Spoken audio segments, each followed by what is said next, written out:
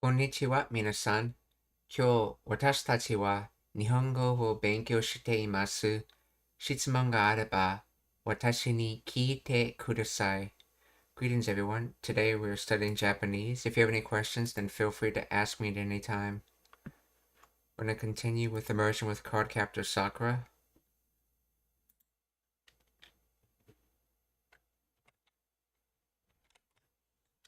もうちゃんと棺が収められているピラミッドもたくさんあるんですよ。何のために作ったんだろあ、何の、何のために作ったんだろちゃんと棺が収められているピラミッドもたくさんあるんですよ。何のために作ったんだろう。So, non or basically what, no tame, this is for the purpose of noun, so you're basically saying what purpose, and then needs or targets, you're targeting towards what purpose. Then skuta, this is from skudu, which is to make. However, notice it's using this kanji. That tells you it's being used for large scale projects, as we learned in the last stream. And then dado is that volutional tense. Here it's being used to say I wonder. So I wonder what purpose they were made. In this case, the pyramids.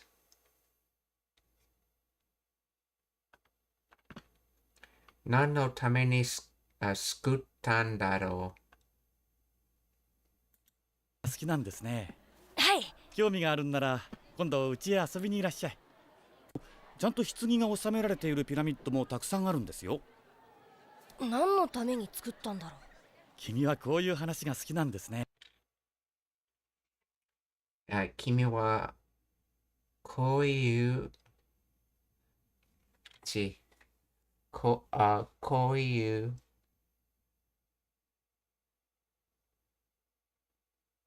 こういう話が好きなんですね。So koiyu is modifying hanashi. So that's hanashi's conversation. So likable conversation. So as for you, it's a likable conversation.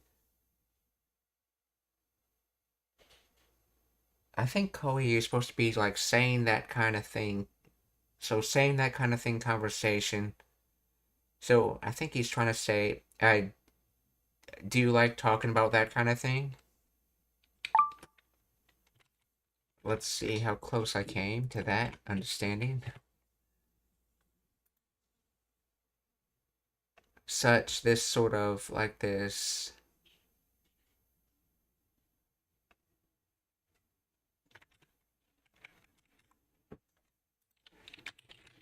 Let's see. Explain the grammar of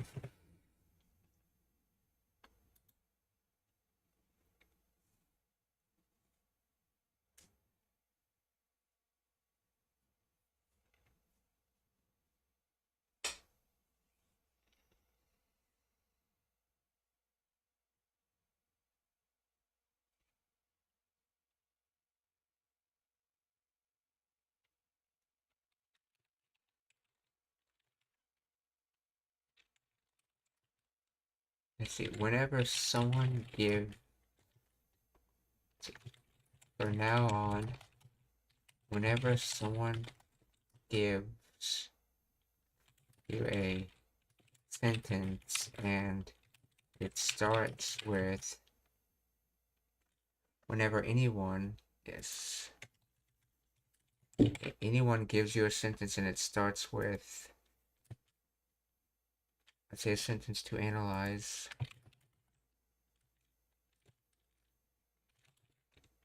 and it starts with a word in, assume that it's the name of the person who is speaking.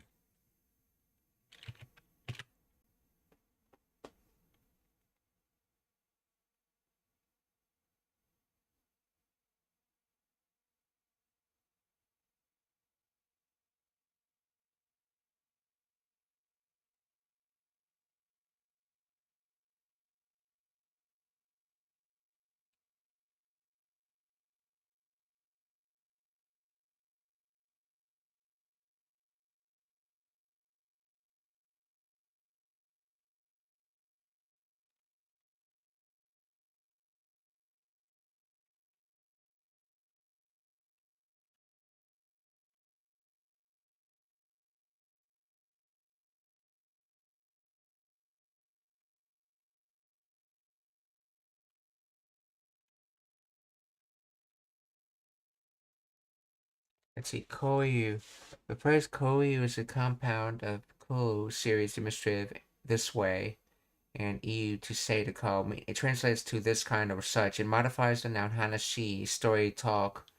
It refers to a specific type of story that is psychologically close to the speaker.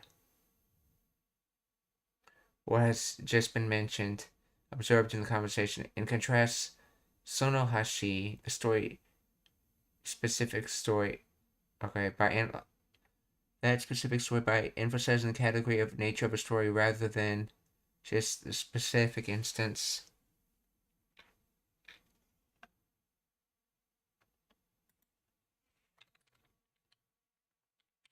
What are you literally saying with koyu hanashi? Wrong hanashi. Koyu hanashi. There you go.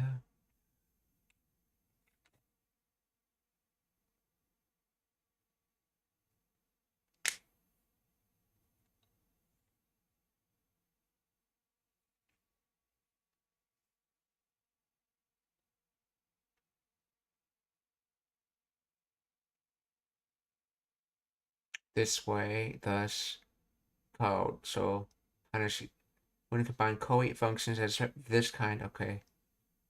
Therefore, a literal translation would be a story talked about in this way, or a story of this sort.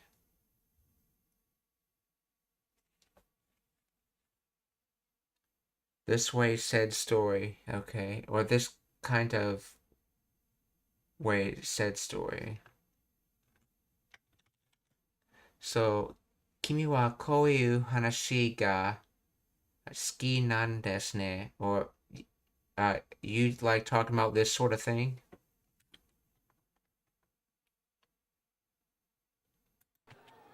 何のために作ったんだろう。君はこういう話が好きなんですね。はい。興味があるんなら今度。何のために作ったんだろう。君はこういう話が好きなんですね。はい。興味があるんなら。興味があるなら、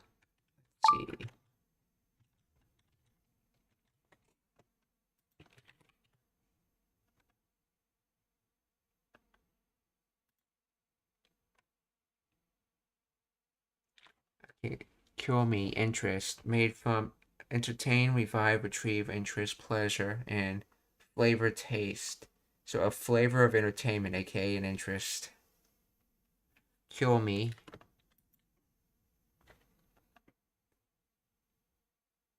Kyomi ga aru nara. So if you have that interest, Kyomi ga aru nara. 何のために作ったんだろう。君はこういう話が好きなんですね。はい。興味があるんなら今度うちへ遊びにいらっしゃい。なら今度うちへ遊び。今度、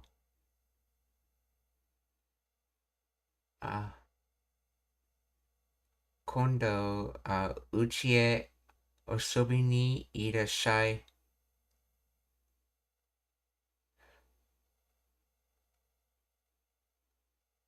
Let's see, Kondo, isn't that this time? So this time, so you're welcome to come play at our house this time. Wouldn't next time make more sense?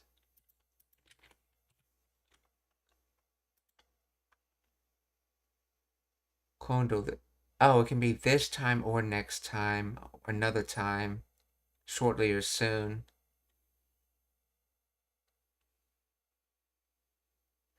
It would be next time if I wanted to just say next time.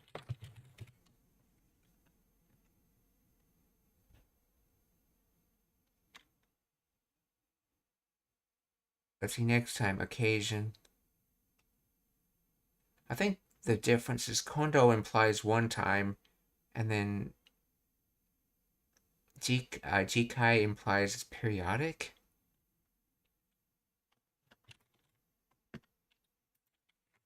see. Difference between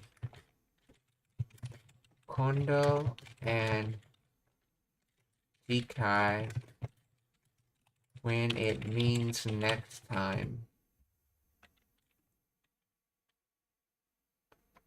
When both terms mean next time, kondo refers to the next opportunity or general near future, often with a vague or indefinite time frame, while jikai refers to a specific next occurrence in a sequence or series. It is used because kondo is used for social invitations, one-off future plans, or general sometime soon contexts, where the exact timing is unknown or irrelevant. Let's hang out, kondo. Okay, so it can mean this time if we're referring to a recently completed event. Jikai is used when referring to an immediate next item in a recurring list, schedule, or series, such as the next episode of a TV show, the next scheduled meeting, or the next installment in a publication. It implies a structured continuity in a known order of events. So when you don't exactly know the time, you'd use more kondo. Well, when it's like a well-arranged periodic time, you use jikai.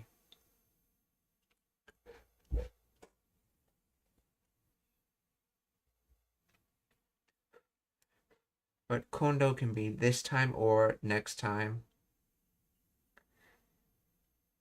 And you pretty much have to tell from context.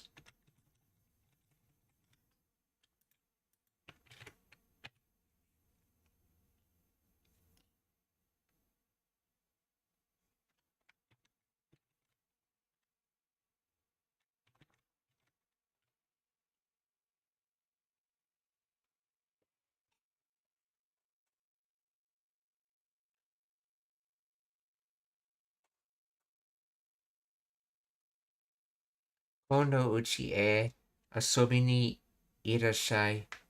Now notice he used e because while he was referring to his house with Uchi, he's he's not specifying exactly where. For example, I mean, they could play in the front yard of the house, hence it's in the direction of the house but not actually at the house. He's just referring to the general direction of over towards the house. They could play in a park near the house.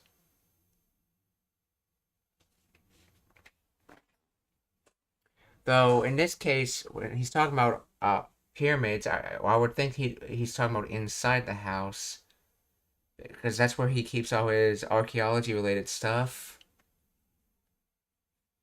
Actually, that actually is a good question.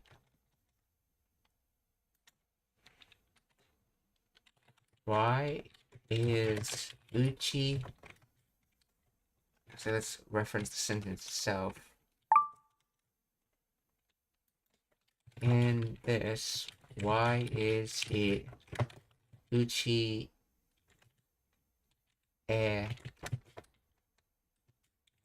since they appear to be inviting someone to come into their house to look at something.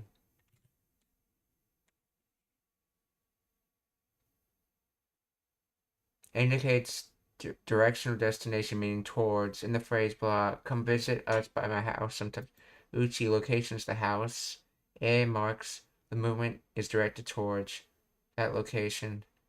Asobi ni, okay, indicates purpose, yeah. Ida shau is a casual imperative honorific verb. Ida shau meaning come. The phrase does not mean look at the house. It means come to my house to visit. The verb irashai specifically invites the guest to come into the space, while e establishes the space as the destination of travel.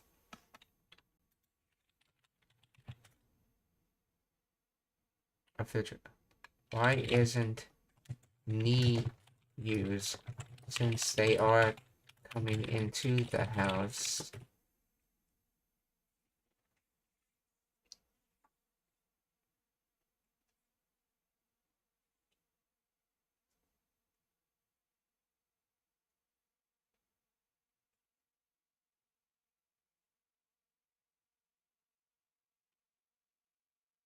ni can be used in this sentence, and it would be grammatically correct. The choice between and ni here is about nuance, not strict rule of entering. Here's why is often preferred in invitations, even when entering is implied. Emphasizes direction or the act of heading towards the home. It sounds more like an invitation to start the journey to your place. Ni emphasizes the arrival point or the specific location where the action happens. In invitations like welcome to my home, yokoso,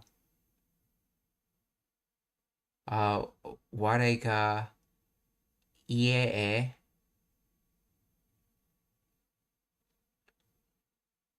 is traditionally preferred because it welcomes the guest into the direction of your sphere, feeling slightly more poetic or welcoming, avoiding confusion with purpose. Okay, the sentence already used ni and asobi ni to indicate purpose of the visit. In order to player visit, while Japanese allows multiple ni particles in one sentence, uchi ni asobi ni kiru, using e for the destination and ni for the purpose, creates a clear distinction between where they are going and why they are going. The verb irashai, it's imperative of irasharu, to come, to go, to be. When used as a standalone invitation, come, it pairs very naturally with e to indicate come in the direction of me and my home. So summary, you're not wrong to think ni for entering. See, if you said uchi ni asobi ni irashai, it would mean come to my house, arrival point, to visit. However, uchi e is chosen to emphasize the invitation to come over, direction, and to stylistically separate the destination from the purpose.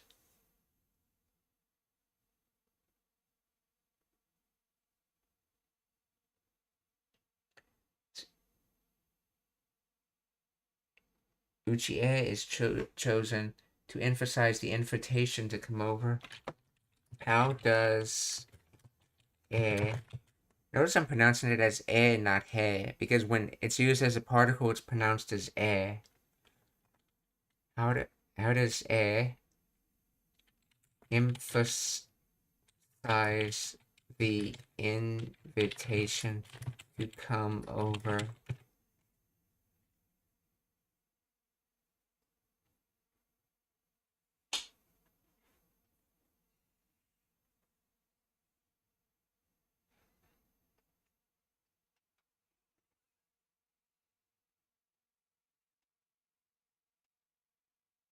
The particle e emphasizes the invitation by shifting the focus from the arrival point to the act of coming towards the host. Here it is how e specifically enhances the nuance of an invitation. While ni marks a specific target or arrival point, like pinning a location on a map, e marks a direction of travel. Ni implies your goal is to arrive at my house, static endpoint. E implies head in the direction of my house, dynamic movement. In an invitation, using e feels more like extending a hand and saying, come this way, rather than stating a coordinate. It emphasizes the movement towards the host, which feels more welcoming and inclusive of the guest's journey. Traditional and poetic nuance. E is traditionally preferred in a set phrase, such as yo koso something e. Okay. Because it is often used in formal welcomes, welcome to Japan is typically Nihon e yo koso. It carries a slightly more poetic, formal, or gracious tone than the blunt factualness of ni. Using e and uchi e asobi ni irashai echoes the traditional hospitality, making the invitation sound warmer and more established. Softening the specificity. Ni can feel very precise and rigid, exactly at this spot. E is slightly vaguer, implying towards my sphere in my direction. This vagueness softens the command. Instead of demanding the guest hit a specific target, and invites them into the host's general space or orbit. This aligns perfectly with the Japanese culture value of making guests feel comfortable rather than constrained by strict boundaries. So summary, E emphasizes the invitation because it welcomes the guest's movement towards the host. carrying a traditional poetic and softer nuance than the purely locational ni. So, e would be used even for if it was said the explicit purpose for coming over is to see something stored in the house.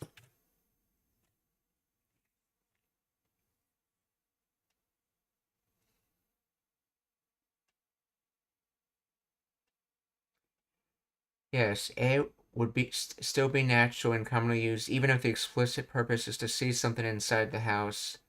The choice of particles depends on what you are emphasizing, the journey, direction, or the arrival target. Even if the goal is to see something, the sentence uchi e mi ni kite kudasai, please come to my house to see it, focuses on inviting the person to come over. It highlights the movement towards your home. It frames the interaction as a please head this way to my place, which maintains the welcoming, hospitable nuance discussed earlier. The specific purpose to see is already clearly marked with the second ni and mini. So using e for destination avoids stacking two ni particles, though uchi ni is grammatically correct.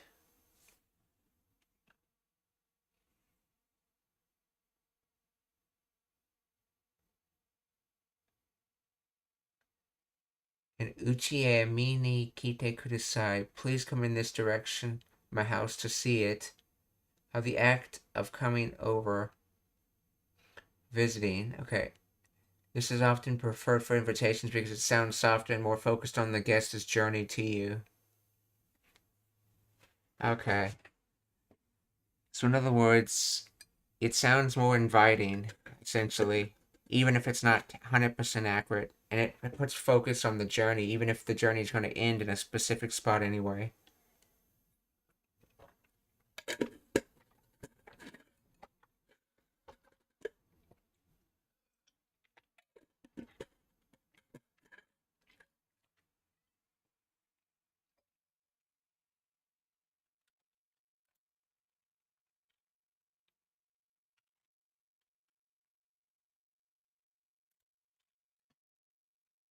Kondo uchi e osobi ni irashai. Or uh, come over to this house, come over to my house next time to play.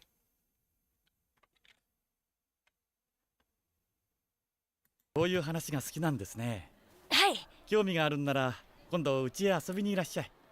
もっと面白い出土品もありますよ。Moto. はい。興味があるんなら今度うちへ遊びにいらっしゃい。もっと面白い出土品も。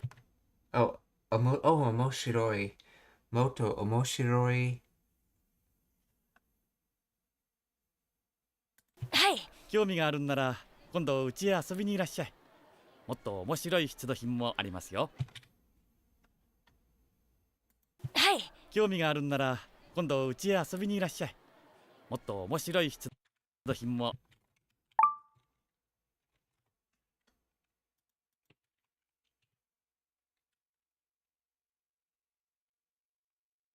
Moto omoshiroi. Let's see. Shutsu do hin. Shutsu do hin. Artifact. Excavated article. Archaeological find. So, shutsu. That is a large su, right? Shutsu do hin. So, eggs that are coming out. Soil, earth, and then good. So a good that comes out of the earth is an artifact.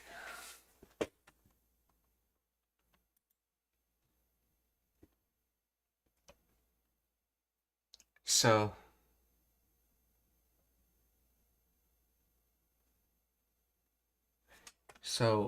more fun artifact works. So I have additional, because it's mo here, additional more fun artifacts. In other words, I have additional fun artifacts that are even more fun.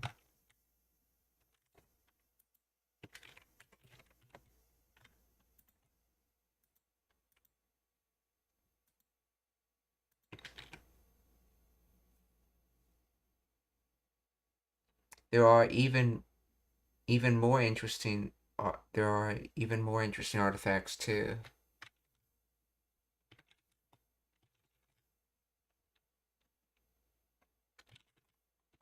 I assume Moto applies to Moshiroi. Let's see. In this instance, does Moto apply to Omoshiroi?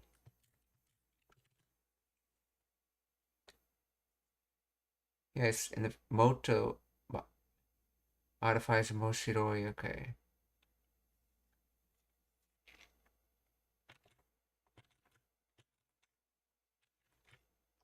Moto Omoshiroi, Shutsu Dohin. So listen for Shutsu Dohin. はい。興味があるんなら今度うちへ遊びにいらっしゃい。もっと面白い出土品もありますよ。父さん。木の本。はい。興味があるんなら今度うちへ遊びにいらっしゃい。もっと面白い。Moto Omoshiroi.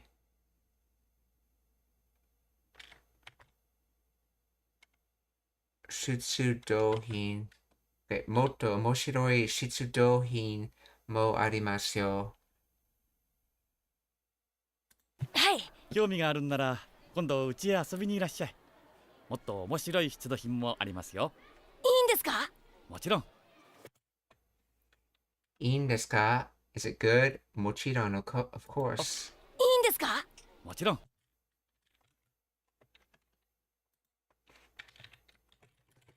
Mochiron. Let's see, that's comes from the kanji of not, must not, and then discourse. So there's not discourse. In other words, of course, obviously you're going to do it. There's no discourse, so of course. Mochiron. 今度うちへ遊びにいらっしゃい。もっと面白い出土品もありますよ。いいんですか？もちろん。素敵だね、木之本さんのお父さん。素敵だね。Kinomoto-san no Oto-san. That's the that another example of saying sentences in reverse, which is so instead of saying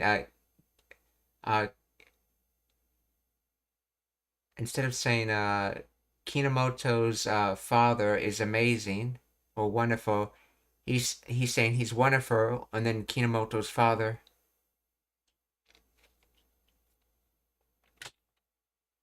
素敵だね、Kinomoto-sanのお父さん。素敵だね、木之本さんのお父さん。木の本。木の本？うん。りくん、名字で気づかなかった？さくらちゃんのお父さんだよ。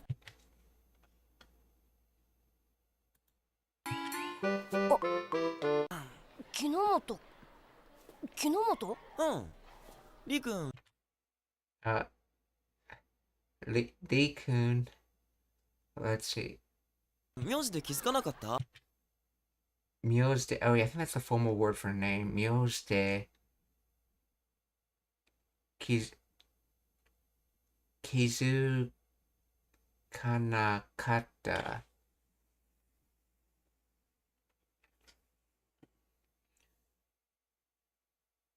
Sakura-chan no otou-san yo.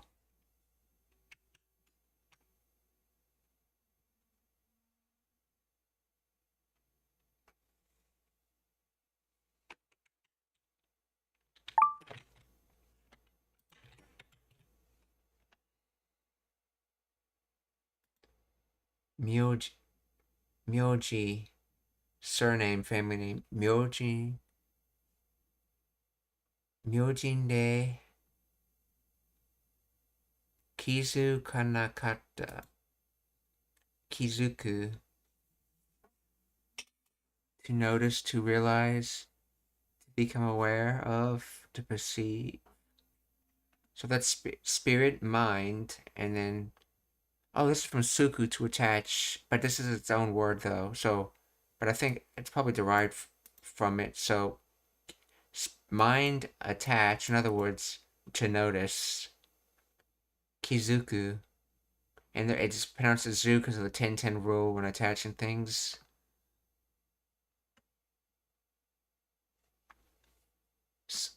So, Kizuka nakata, so you didn't notice.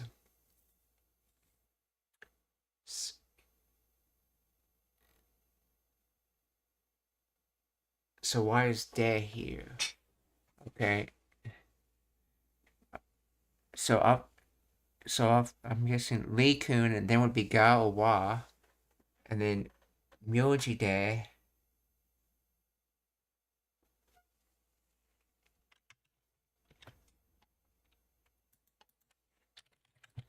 Let's see. Why is de used in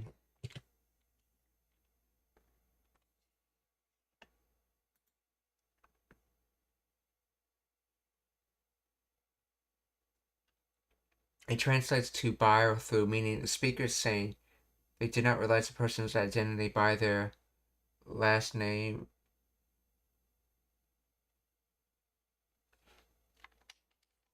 This implies that the last name. Okay, no, it's a misunderstanding it. The usage for this usage is distinct from the particle need, which indicates target. Okay, so in other words, last name is the method. That's why they're using de. So using the method of last name, you did not recognize. So Lee-kun, using the method of last name you didn't recognize. In other words, you didn't recognize him by his last name, Lee.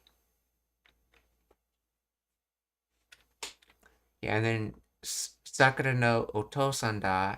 This is Sakura's father.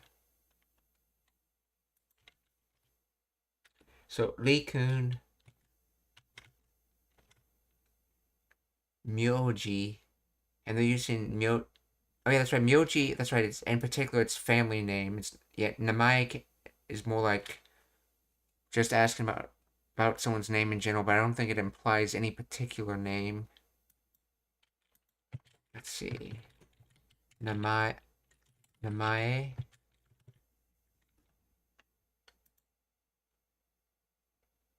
Oh, okay. So Namae. Let's see. The first definition says name. Second definition says given name or first name. So was Namae first name while Myoji's last name? Let's see.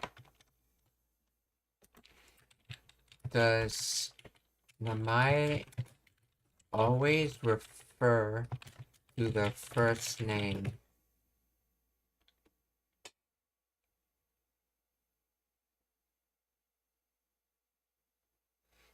It is a general term that can mean full name, given name, or family name depending on context. In everyday conversation, Namae is most commonly used to ask or refer to a person's full name or given name. However, it is specific meaning shifts based on usage.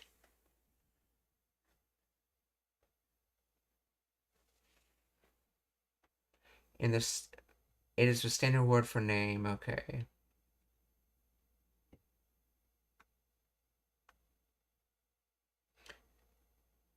In specific context, it can refer to the given name. While less common as a standalone label for the surname, it can refer to the family name, and the context implies the full name is already known.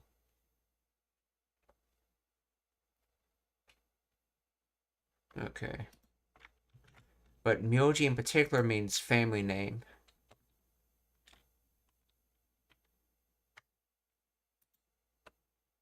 And that's made from the kanji that has the meaning of name, and the kanji that has the meaning of character, letter, word. Let's see. Aza? Section of a village. Azana, Chinese courtesy name. Name formerly given to adult Chinese men used in place of their given name in formal situations. Never heard of courtesy names before.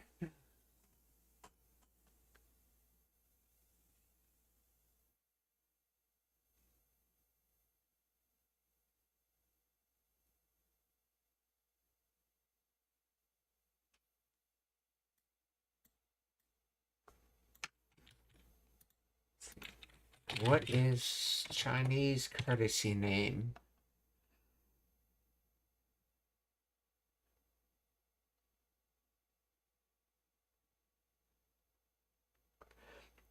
Is known as a star name, in addition to name bestowed upon individuals upon reaching adulthood, primarily serving as a formal, respectful alternative to their given name. The tradition is rooted in Confucian etiquette and detailed in the Book of Rites, was historically given to men at the age of 20 during the ceremony, and sometimes at women at the age of 15 upon marriage. Oh, at the age of 15 or upon marriage. Okay.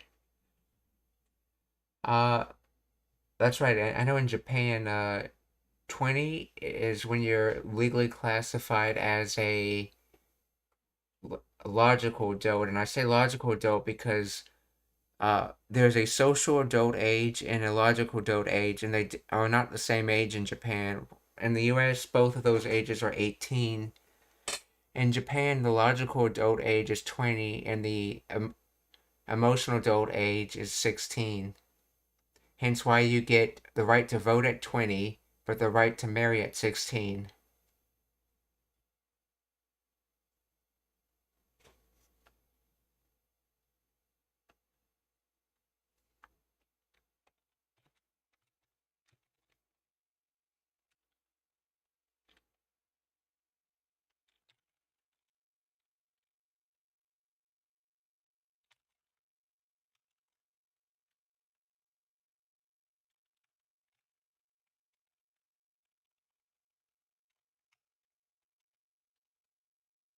Konnichiwa, Merlin, Maggie, Genki desu ka? Uh, let's see. Actually, let's see what the drinking age is tied to. Let's see, what is the drinking age in Japan? Yes, it's tied to logical adult age, or the age of 20.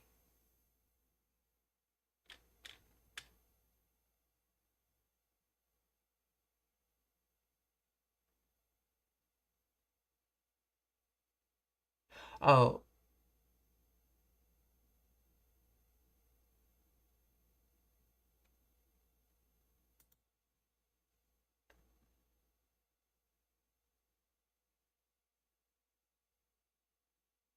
oh, in 2022, they lowered their drinking age to 18 from 20. So it used to be 20. They just recently lowered it to 18. Oh, no, never mind. That's the other way around. So they lowered their voting age to 18, but the drinking age is still 20. So you can vote at 18 now, but as of 2022, but you can't drink until you're 20 years old. That said, there actually are alcoholic drinks in Japan that people not of drinking age are allowed to drink. And the reason for that is because they have an incredibly low alcohol content in them. You'd have to drink quite a lot to actually affect you. And even then, I'm not sure if you can drink enough to affect you.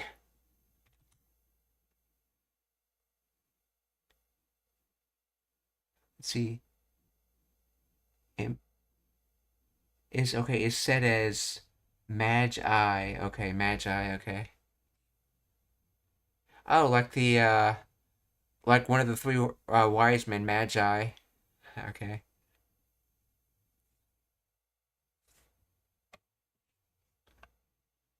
Either the three wise men, Magi, or unless you named it after the computers on Neon Genesis Evangelion, which were also named after the three wise men.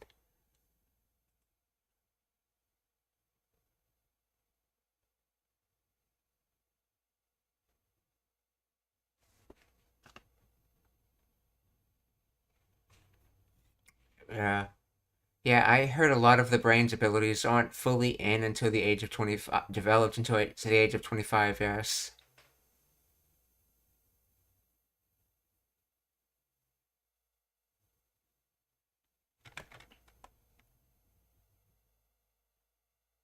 Though interesting, it says that,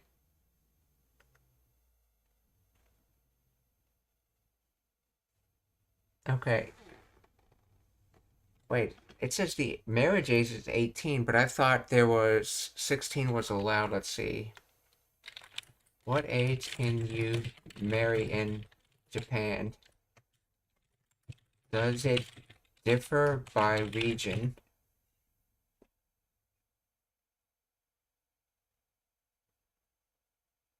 Yeah, because what I thought the way it works is you can marry at 16, but it requires someone at least uh 18 to marry someone that is 16. Let's see. Prior to April 1st, 2022, the minimum age for was 18 for men and 16 for women. The revision to the Civil Code unified the age at 18 to align with the new age of majority. So this is the law that passed April 1st, 2022. While 18 years old can't legally while 18-year-olds can legally marry, those under 20 may still face specific administrative requirements and need parental consent depending on the individual circumstances and local municipal interpretations.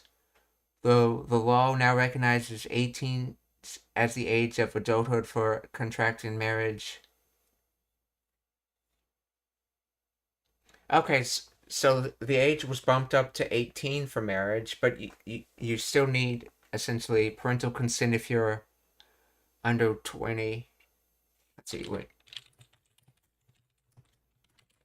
Parental consent.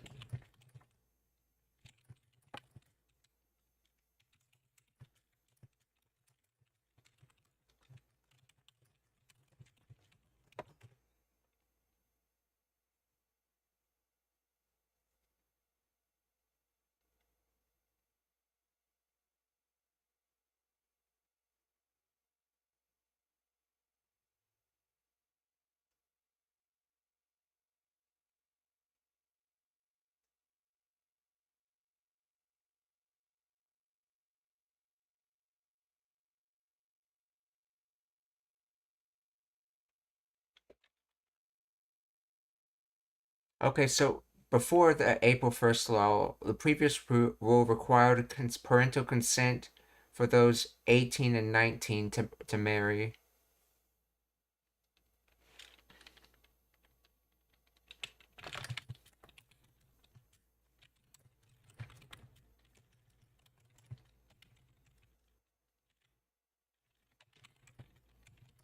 Let's see.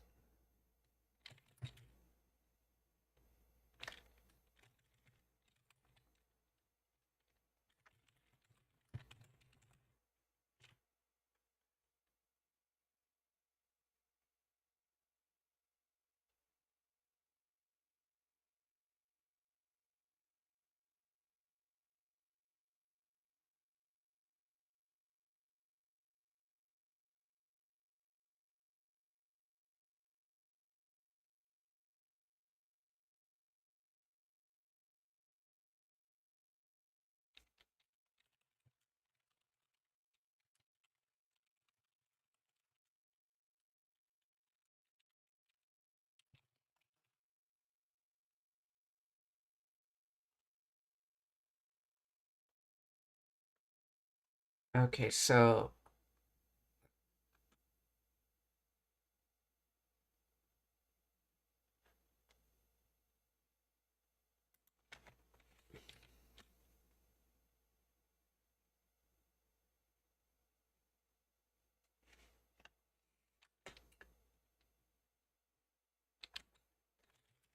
under the old law was parental consent needed if one was 20 and the other was 16.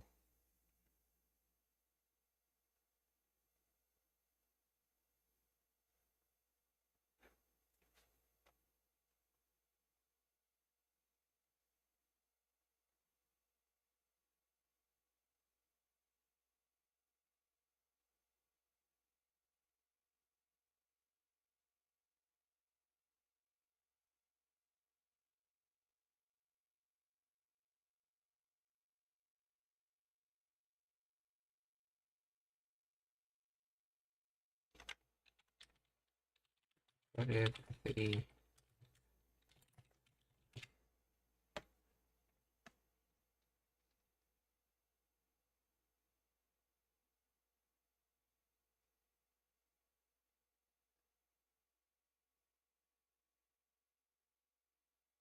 Okay, so under the old law, a man could marry at 18, but required parental consent up to the age of 20. And under the old law, a woman could marry at 16, but required parental consent up to the age of 20.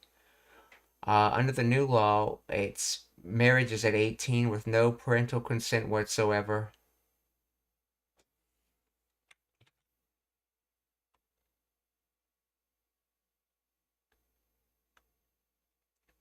Let's see. Did you hear about the issue with men now punching women in Japan? Uh, yeah, I've heard about a huge crime rate increase after the immigration.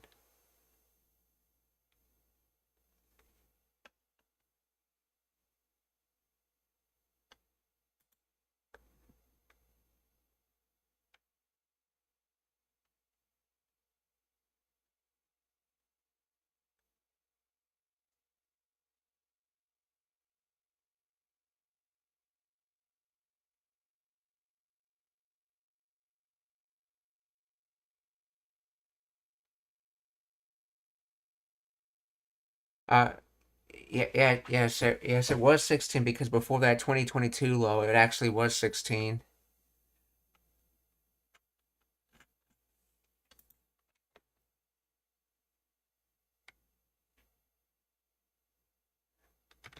Okay, well, continuing this. Interesting. I was not aware of the law change, so, okay. So, Lee-kun, Myoji.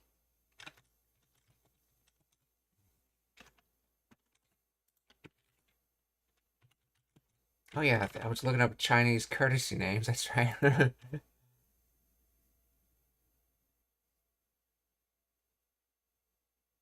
Okay, the purpose of the Z, okay, was to maintain social harmony and respect. Using someone's given name in adulthood was considered rude and disrespectful among peers, so the courtesy name was used in formal communications and writing.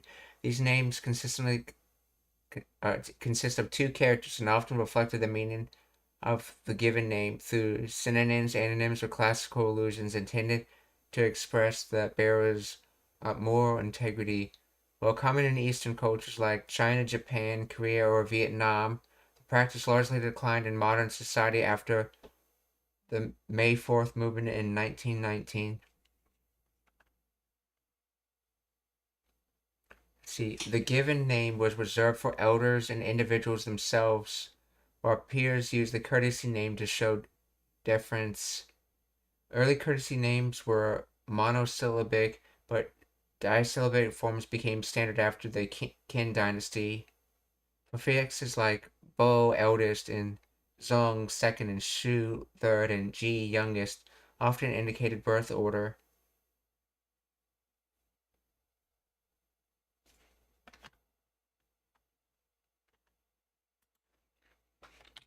Did Japan use courtesy names?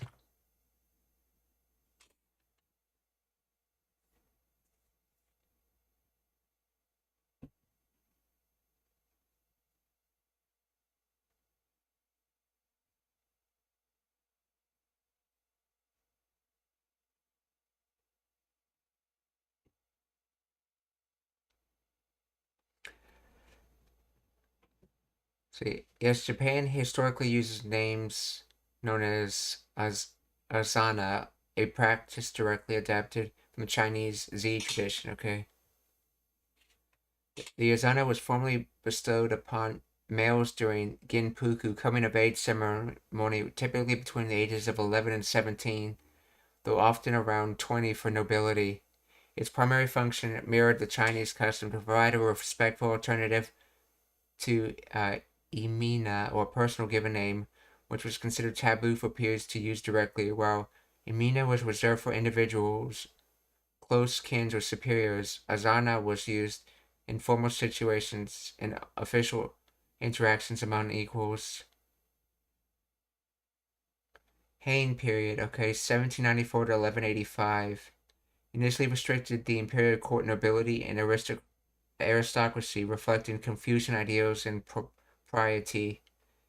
Kamakura period, 1185 to 1333 onwards. The practice spread to the samurai class. Warriors often integrated Azana with Nanori, public name readings, to convey status without revealing the taboo Imina. Edo period. This was around roughly the 1600s. While still in use, the complexity of a samurai's naming convention sometimes shifted focus towards lineage names and public titles, though the distinction between Imina and Azana remained culturally significant. Declined. The usage of Azana largely declined. Oh, sorry, that's right. I'm thinking the Meiji period was the... Wait. The Meiji... Was the Edo period 1600? Okay, it says Meiji period, late 1900s. Was the Edo period in 1600s? Began in the early 1600s and extended well into the 1900s. Okay.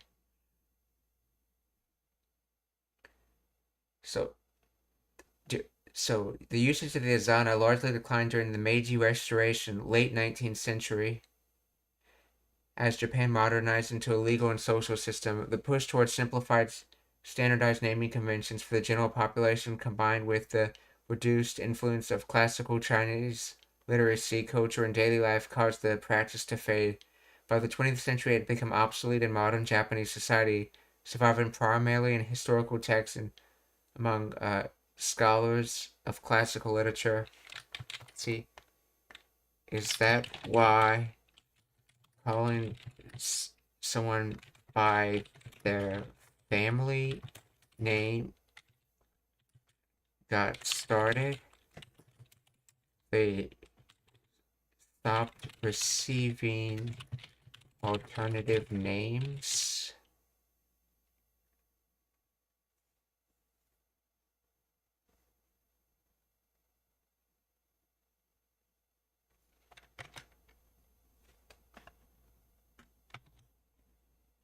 No, okay, the practice of calling someone by their family name, surname in Japan did not start because people stopped receiving courtesy names as Azana. Instead, it was primarily driven by legal mandates during the Meiji Restoration that required all citizens to adopt and register a family name for the first time. The rise of family names. Prior to the Meiji era, before 1868, the use of family names, myoji or uji, was a privilege restricted to samurai, nobility, and some wealthy merchants. Commoners, peasants, artisans typically did not have a formal hereditary surnames. They were often identified by their given name, their profession, and their place of origin. Legal requirement. In 1870, the government allowed commoners to adopt surnames, and in 1875, Myoji Hisorei, Ordinance of Compulsory Use of Family Names, made it mandatory for every household to register a family name. Practicality. The shift was part of a broader modernization effort to create a national census, enforce taxation, and conscript soldiers. Families often chose names based on geographical features, e.g., Tanaka, rice field, middle.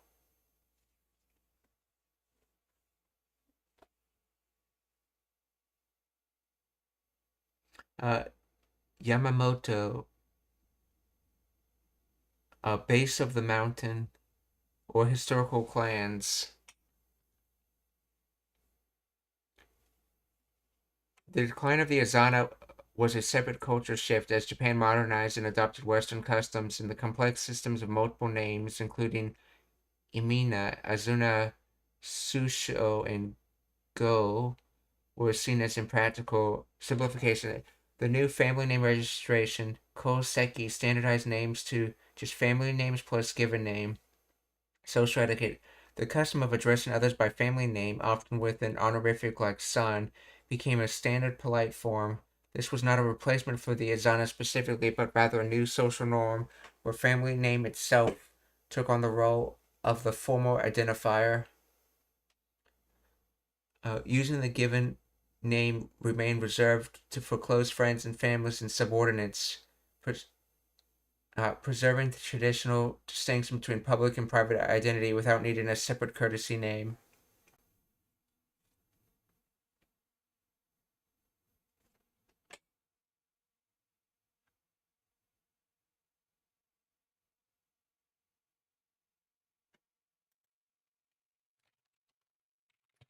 Did the rise of use of family names coincide with the decline of specially given names?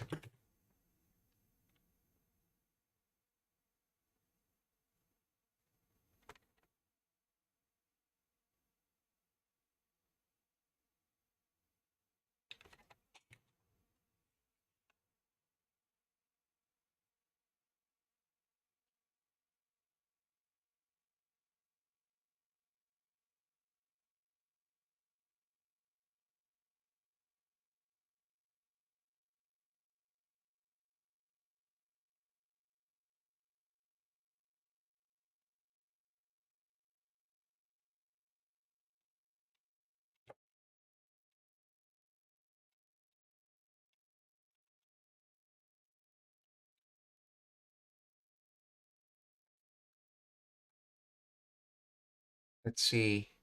Oh, a train. Let's see. If a woman bumps into a man, she could sue him for groping. So now men will punch her as it is a lesser crime to punch a woman, and they have women-only trains, but women tend to hate.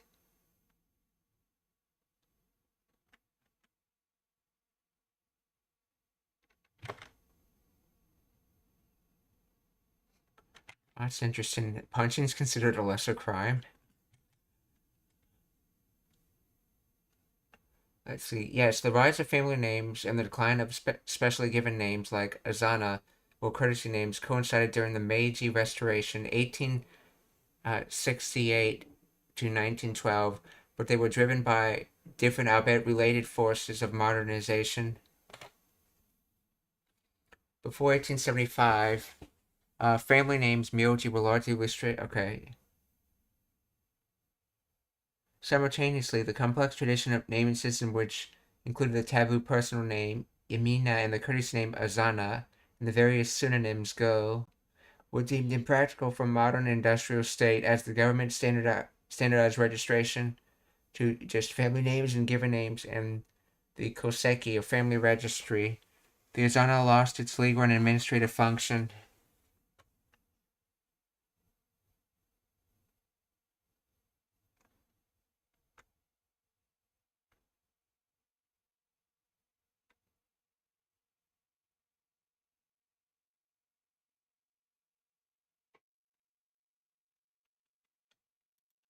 Interesting. I was not aware that most people did not have last names uh in Japan until that late. I know in like European countries they started out last names a lot sooner than that, but they were mostly profession related names, but they at least had them as last names.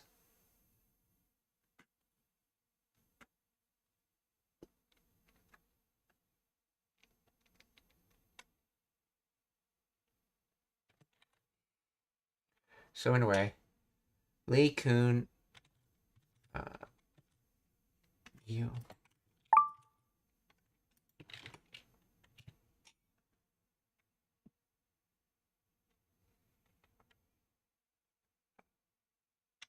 Myoji, okay. Kizuku, so yeah, Kizuku, so Kizuka Nakata. So Lee-kun, 名字で気づかなかったさくらのお父さんだよ。木の本うん。りくん、名字で気づかなかった？さくらちゃんのお父さんだよ。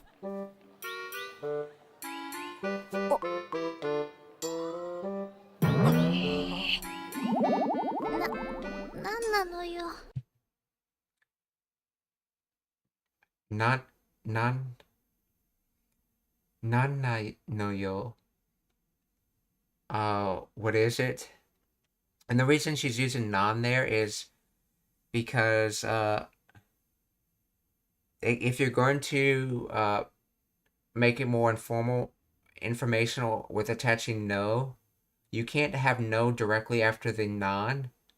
So the dot particle gets moved. The dot essentially gets moved in its connecting form of na, and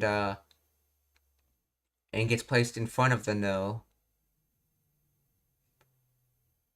And that's how this is essentially nanda, but with no added to it. And this is the only time you see like the normalizing no and the other ending, yeah, the normalizing no after the dot particle, because usually it's before the dot particle. But that's what nan no yo comes from, or what is it? なんなのよ。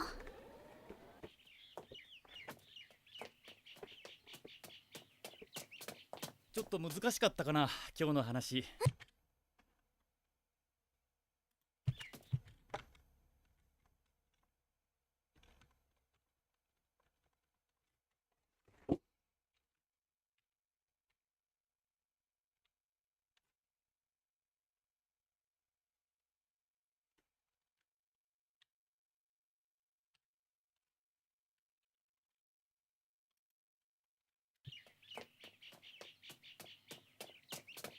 ちょっと難しかったかな、今日の話。ちょっと難しかった。ちょっと難しかった。ちょっと難しかったな。今日の話。So, 難しい is difficult. So, 難しかった was difficult. So in other words, was it a little bit difficult? Today's discussion or today's presentation. Hanashi can be any kind of conversation essentially. So whatever word fits best in English. So ちょっと難しかったかな今日の話。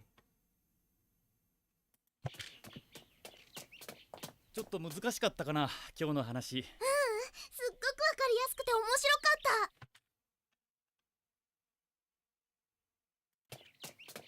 ちょっと難しかったかな、今日の話。すごく、わかりやすく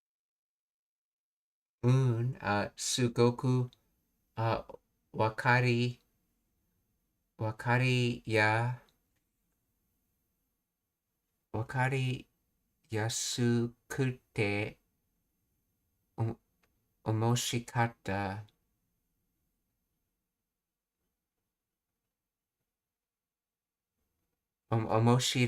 面白かった。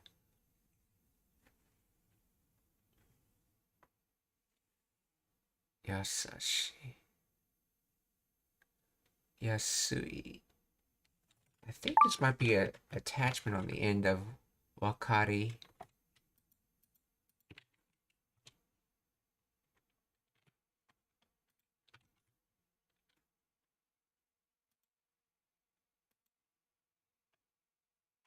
Yeah, Yasui. Easy, so it's this one. But is this a suffix or is it just this in a noun form before going before that?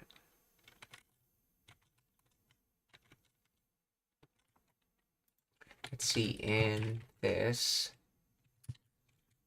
is the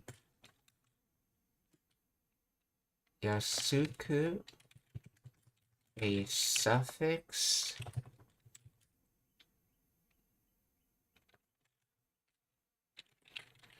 attached to wakari.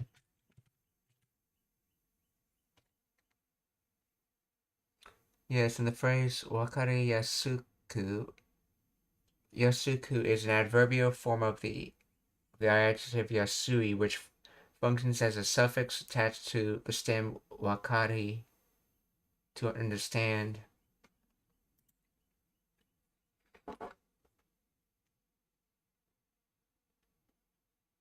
Easy, okay, so easy to understand, okay.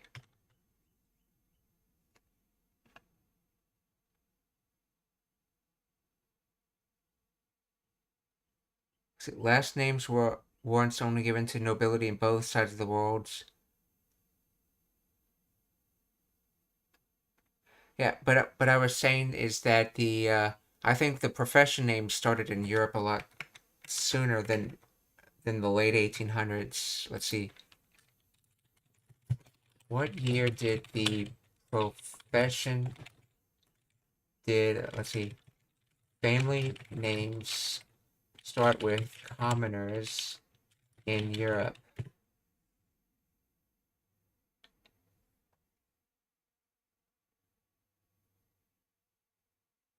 Okay, in Western Europe, it started in the 11th century following the Norman conquest in 1066, which introduced fixed surnames to England. While initially restricted to nobility, the practice became widespread among lower class by the end of the 13th century, regions like France, and by the 16th century in much of Western Europe. Population grew and administered records became necessary. Okay, so yeah, so it was pretty widespread by the 16th century, while in Japan it didn't start until the late 18th century.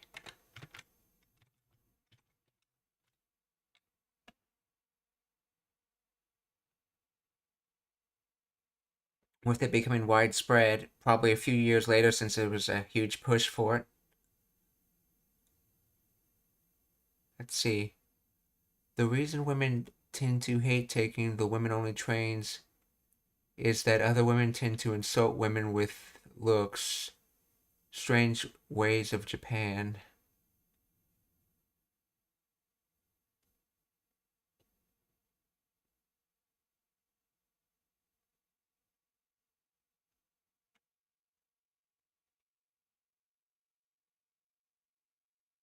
See, let's see. Merlin, Magi wa, at the start of the last name Smith was only given to those whom the king received as nobility for their skill at Toimashita.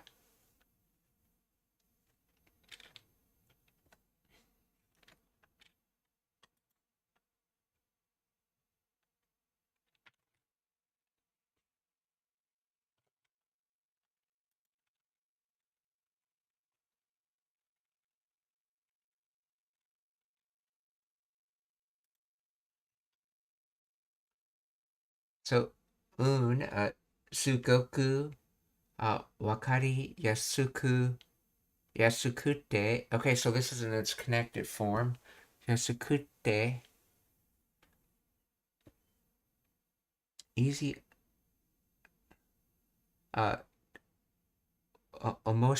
Omoshiro kata. Okay, so this is basically two clauses. So, well, three parts really. No.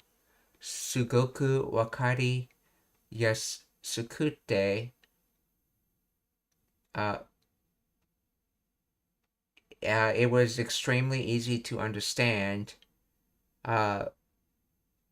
Omoshiro kata. It was interesting. So no, it was extremely easy to understand. It was interesting. Sugoku wakari yasukute.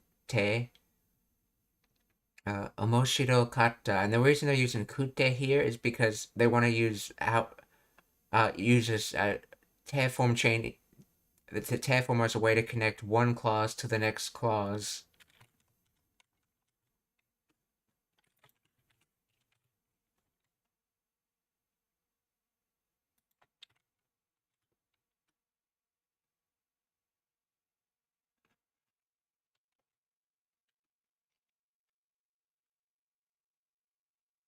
難しかったかな、今日の話。すっごくわかりやすくて面白かった。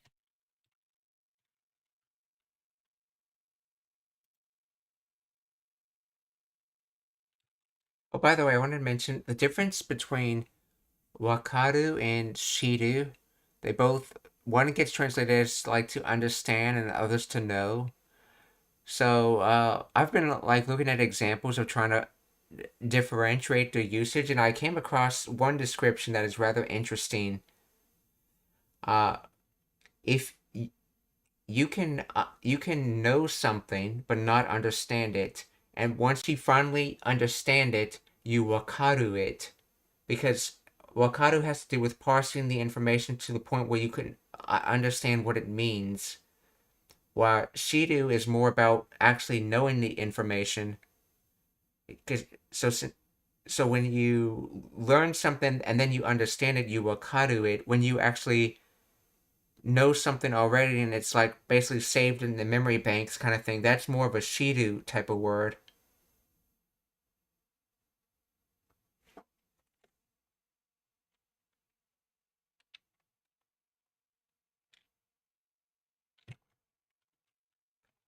And that's one description I've heard of how to understand the difference in the usage between wakaru and shiru.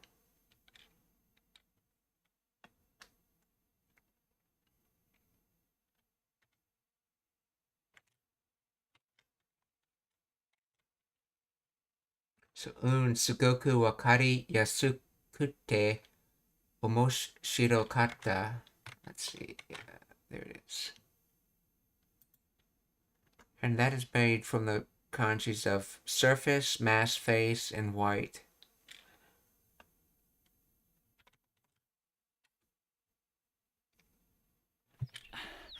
よかった。あ、今日のおかず何がいい？よかった。あ、今日のおかず何がいい？今日のおかず何がいい? So today's kazu, isn't that injury? Or I'm thinking something else.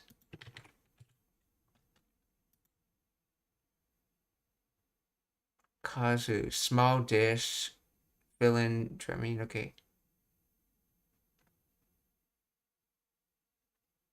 Oh, side dish, in other words, small meal. So it has to do with a small meal.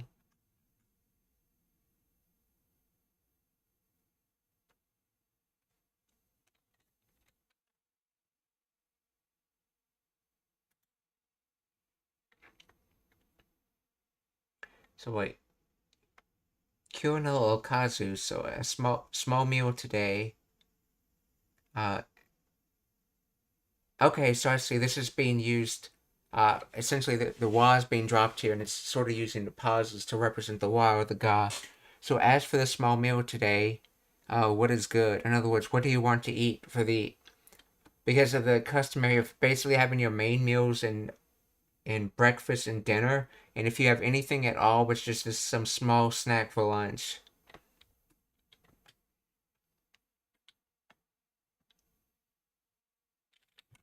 What's injury, though? Injury. Oh, that's kega. Not kazu, it's kega. So, kyo no kazu, nani ga ii? 当番お兄ちゃんじゃなかったっけ？よかった。あ、今日のおかず何がいい？今日の当番お兄ちゃんじゃなかったっけ？今日の今日のお弁当、お兄ちゃん、じゃなかった。じゃなか、じゃなかったっけじゃなかったっけ ?OK。今日のお弁当、お兄ちゃんじゃなか、か、かったっけかったっけ今日のお弁当、お兄ちゃんじゃなかったっけ ?So,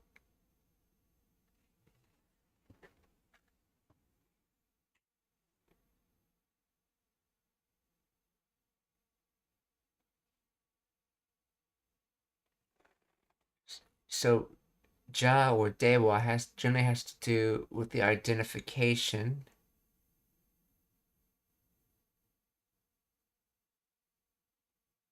So, and then kata is past tense. So today's bento, was that not brother? Or I thought that was brother. Was it not? In other words, it's basically saying I thought older brother made the bentos today.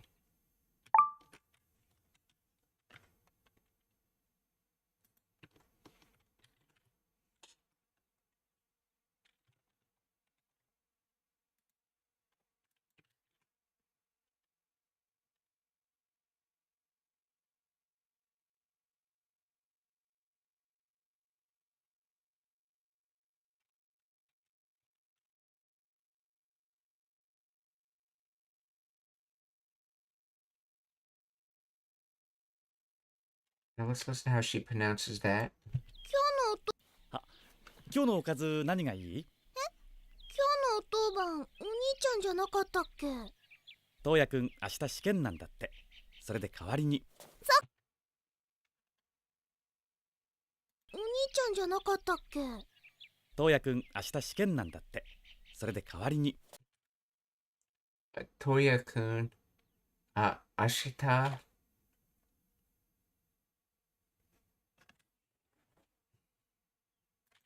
東也くん明日試験なんだって。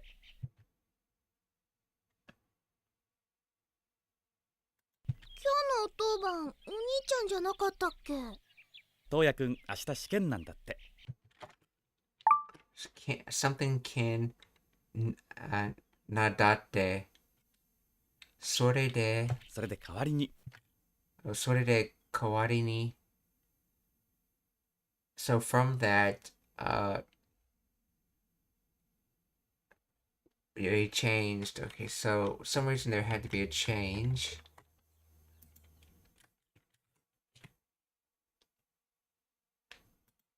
She can examination exam test. So as for tomorrow,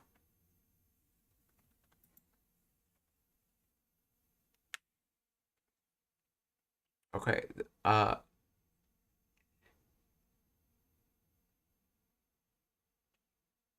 okay, this is probably the casual topic. Wait, no, let's see. As for tomorrow, there's a test. From that, there was a change. So, Toya-kun, 明日試験なんだって。それで代わりに So in other words, you moved toward change, or in other words, you made a change.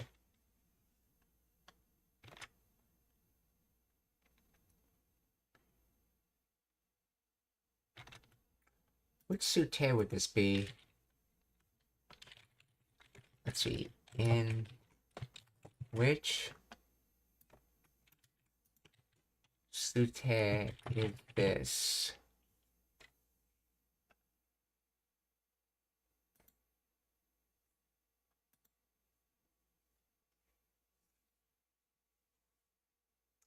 Is the sute in your sentence is used as the quotation particle, also known as the casual toe.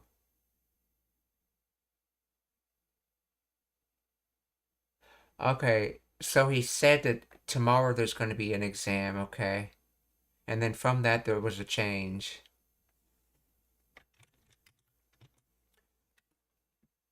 So, to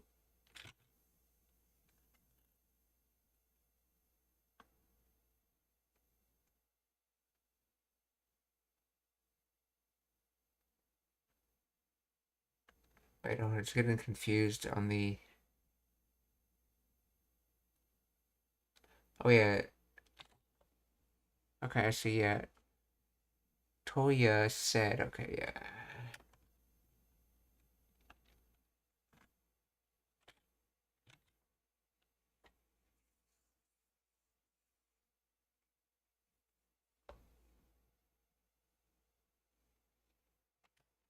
So, to, Toya-kun, actually, Dart Arrow Peach, okay.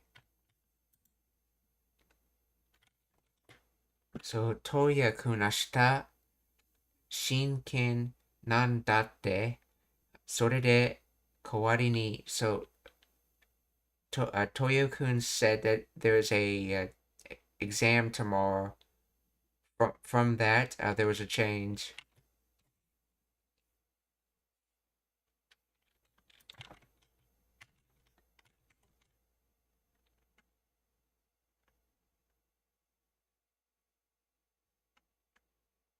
It's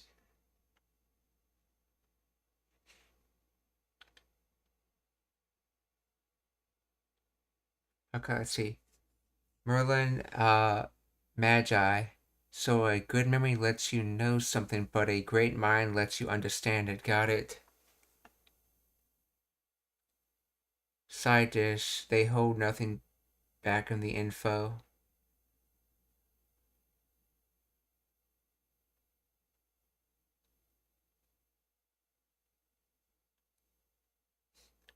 See, been away from learning Japanese that I now understand less than half. Toimashita. Okay.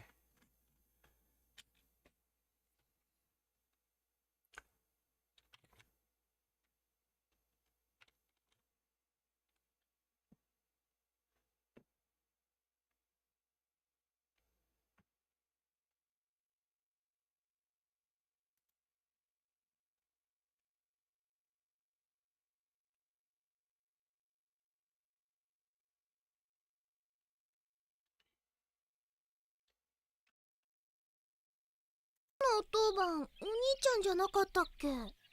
トウヤくん明日試験なんだって。それで代わりに。そっか、それじ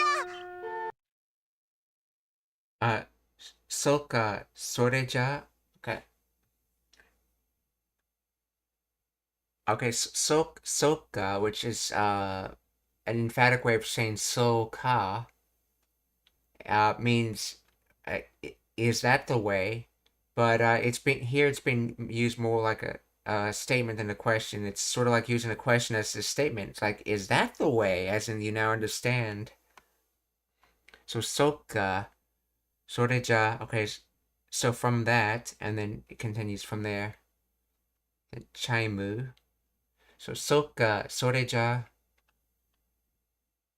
で、それで代わりに。そっか、それじゃあ。もう休み時間終わり？もう休み時間終わり。Huh? Break time is already ended? もう休みや。もう休み時間終わり。そっか、それじゃあ。もう休み時間終わり？休み時間っていうのは早く。も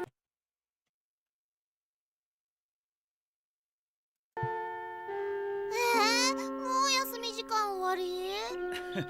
休み時間っていうのは。休み休みじ時間っていうのは、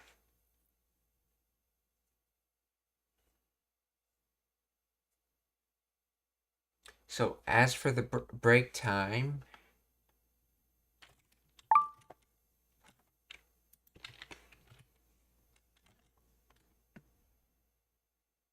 もう休み時間終わり？休み時間っていうのは早く感じるものなんだよ。早く感じるものなんだよ。So let's see, 感じる to feel, and then mono thing. So quickly felt thing. So in other words, about break time, or as for break time, and notice he said toi, he's using toiu on it. That means he's talking about the like aspect of break time, not just using it as a topic, but like sort of defining it, defining some attribute of it.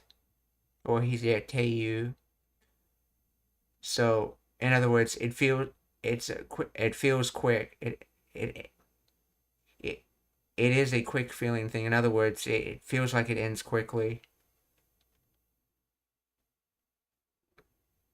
So, 早く感じるものなんだよ。Oe, and then, huh?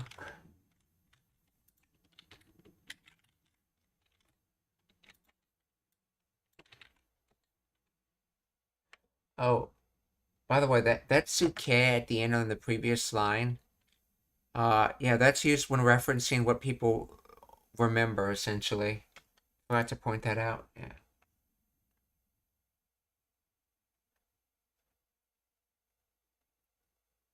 Let's see. He break time always seems to fly by.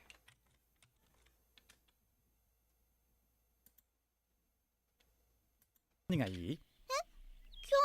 Yeah, that's Suke right there. She put adding Suke to it because she's stating what she remembers, essentially. It's like saying, I thought blah blah blah. 当番お兄ちゃんじゃなかったっけ？東也くん明日試験なんだって。それで代わりに。そっか、それじゃあ。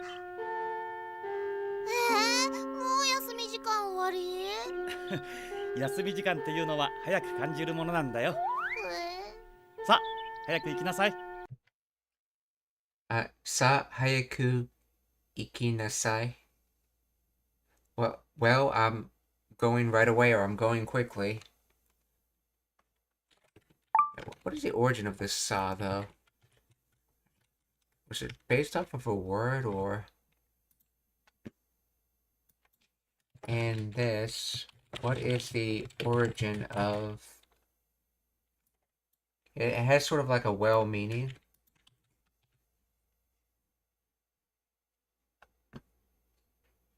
It's an emphatic or rhetorical particle derived from the sentence final particle sa. It stems from conversational particle sa, which is used to add emphasis, assertiveness, or sense of to a statement. When placed at the beginning of an imperative sentence, go quickly, okay. It serves to hasten the listener or express mild impatience, effectively meaning, hey, hurry up and go. Or in this case, I need to hurry up and go. Or salon is a standard sentence final particle. Its use as the start of a command, is a colloquial extension that reinforces the urgency or insistence of the command. What does it mean as a sentence ending particle?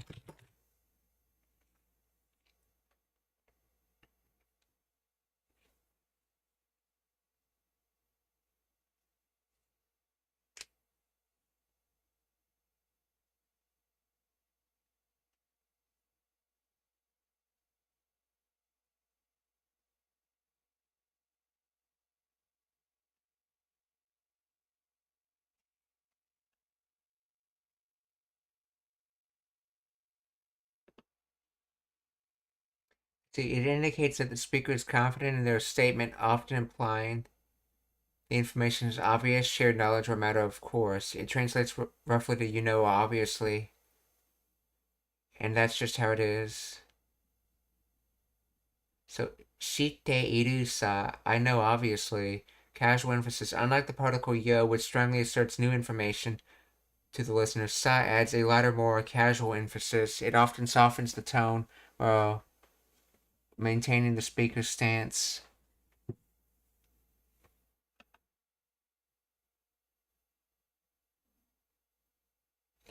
Ma isa, well, it's fine anyway. Resignation or indifference. In some contexts, it can convey a sense of resignation, it can't be helped, or a carefree attitude. So it's either casual yo, more casual yo, or a resignation or indifference. Gender informality. It is predominantly used in casual speech and has historically been associated with male speech, though it is used by women in very casual settings as well. It is inappropriate for formal or business situations. Comparison with yo, used to tell the listener. Yo used to tell the listener something they don't know or to strongly insist a point. Strong or informative. Sa, used when the speaker feels the listener should know or agrees, or simply to state an opinion casually. Softer, assertive, of shared reality.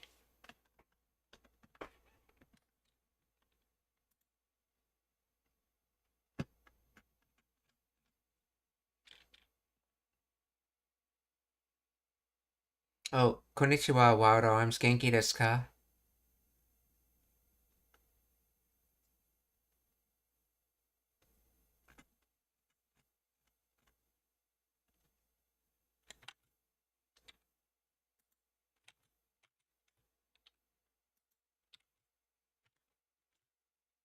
Sa, hayaku ikinasai. And nasai is from nasaru, which is basically a more formal to do.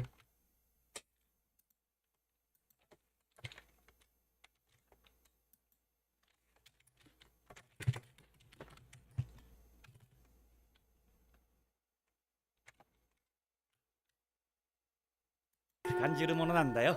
えさあ、早く行きな。休み時間っていうのは早く感じるものなんだよ。さあ。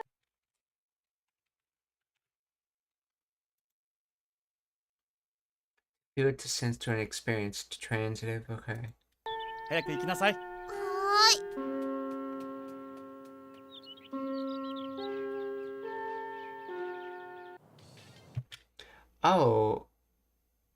Oh, he's not talking about himself going. He was talking about Sakura has to go. Yeah, you know Sakura ran off first. That sort of makes more sense with using the sai. I was wondering why he was using the sai with himself. So Geimu no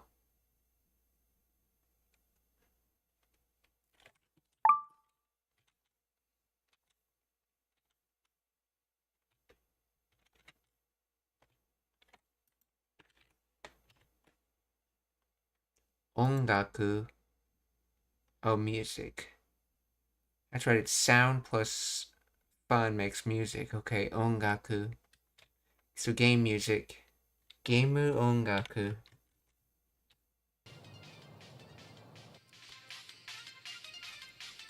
さくらはこんな時間まで何してんねや。Sakura wa konna jikan made nanshi ten neya.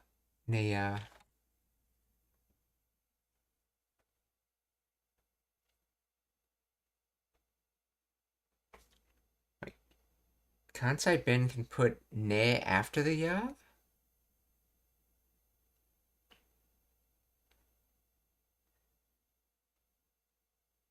So, okay, anyway, he's saying,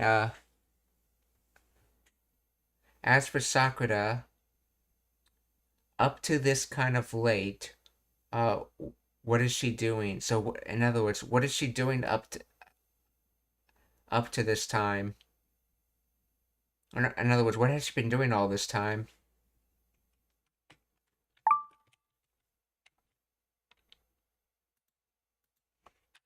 Let's see. Kansai bin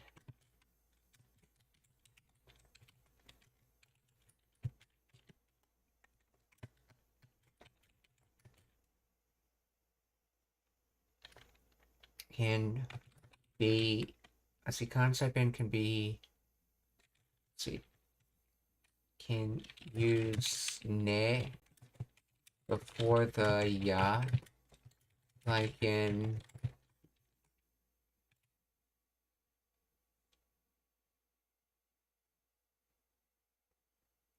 the particle ne is not placed before the copula ya in a grammatical sense, rather it is part of the verb conjugation shift of shitin. Oh, okay, that nen is not the particle ne,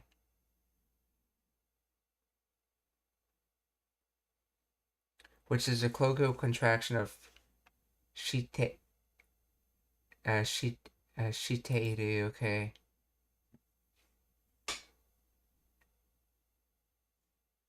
So, shiten, this is the Kansai bin contraction of the verb shite plus iru. In Kansai dialect, the e in iru is often dropped and shortened, resulting to shitoru,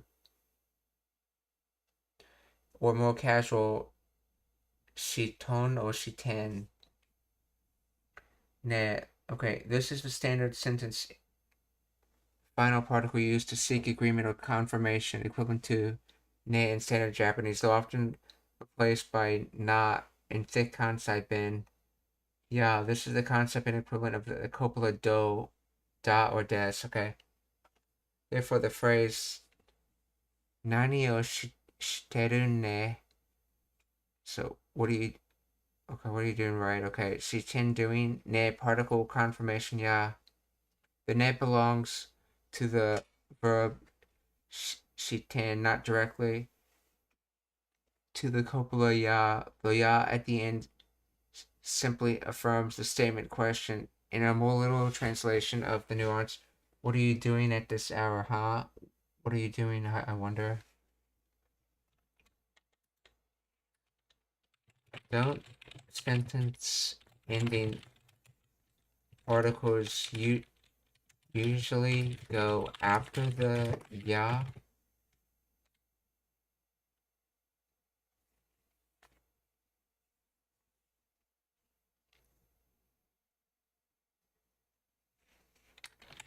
Answer in English.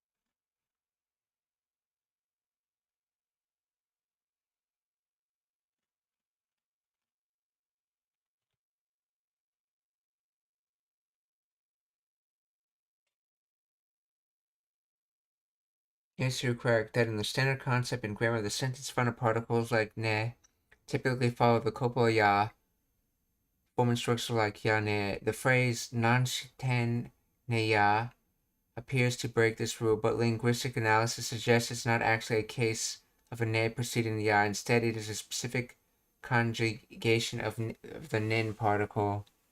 The particle nin is the Kansai equivalent of the standard Japanese explanatory nda. According to dialect studies, nin has several variations, including neya, an intermediate or slightly archaic form between noya and nin.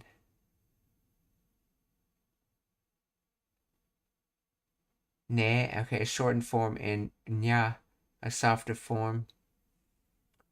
In your example, nani nani shiten ne ya is likely a phonetic variation or specific emphatic form of nani shiten ne ya derived from the nani shite no ya to nani shite shiten ne ya. Here, the ne is not the standard agreement particle ne placed before ya, rather it is part of the ne ya compound particle itself. It functions similar to nen or no da to provide an explanatory or emphatic tone.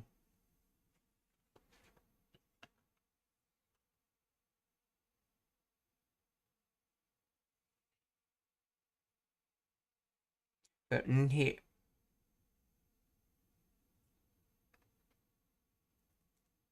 the here is the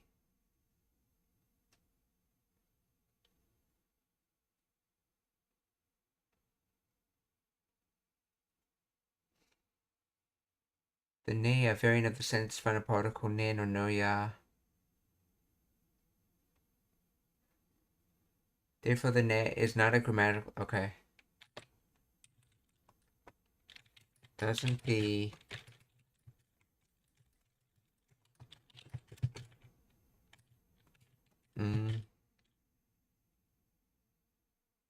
does the come from miru?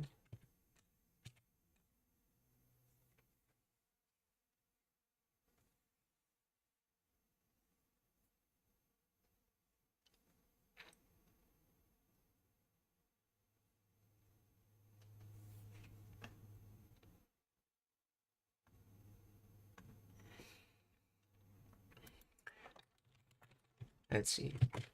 Since this sentence has ya at the end of it, is it a direct replacement of no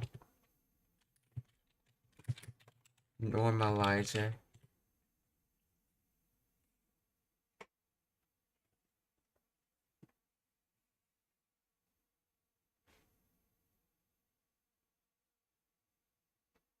Yes, you're exactly right. The ya at the end of non-shiten ya functions as the copula to the verb, equivalent to the standard Japanese da, while the n before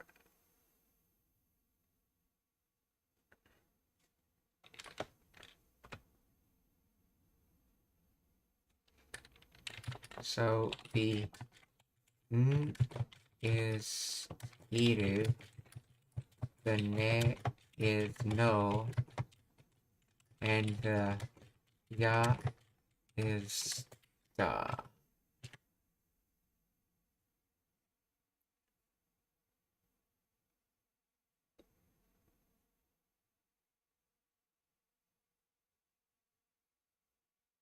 Yes, your breakdown is essentially correct, with one small but important clarification regarding the here is the precise mapping.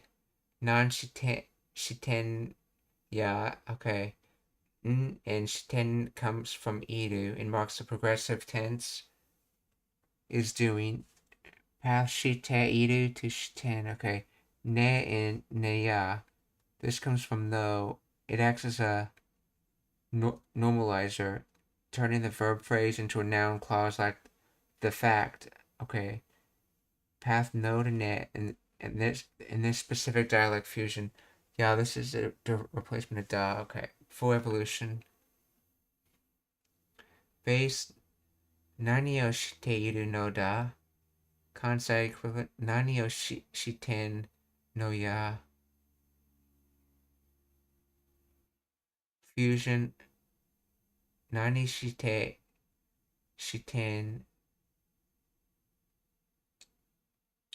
ne ya. Okay. Common form nani shiten nen. Okay, so we could replace the ya by just making it nin, okay. But he doesn't do that this time.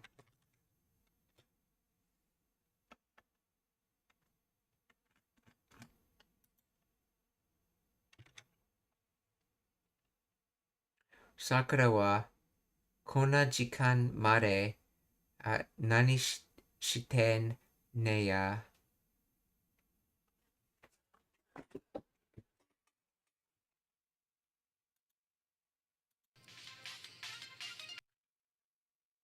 Oh wow, I see what he means. さくらはこんな時間まで何してんねや。子はもう寝なあかん時間やで。子はもう寝なエコはもあかん時間や。こんな時間まで何してんねや。子はもう寝なあかん時間。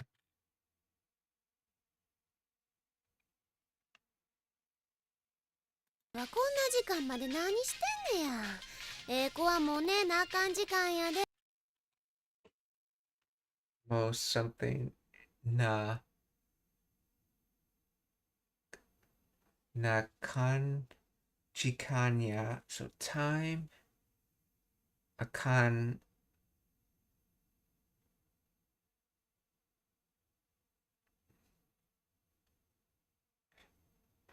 Okay, this is Nedu, but it looks like the Ru's being removed from it so that it's in its noun form.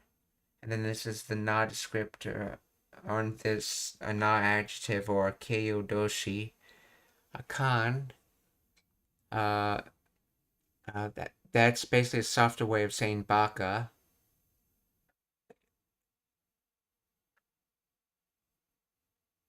No. Kan. No, that's aho. I'm thinking about that aho. Yes. A kan is a way of saying dame in Kansai Ben.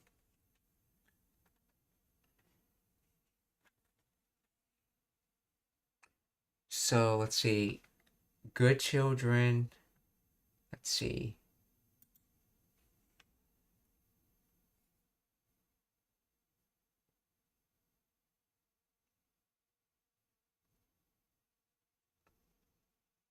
Let's see.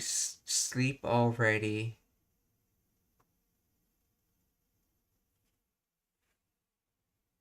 Sleep already. Sleep already. Bad times.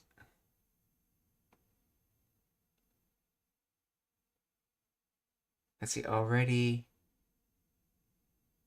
Sleep bad time. What?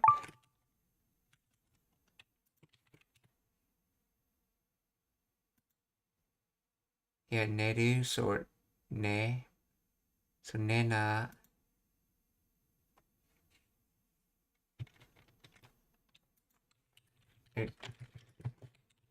Explain the grammar of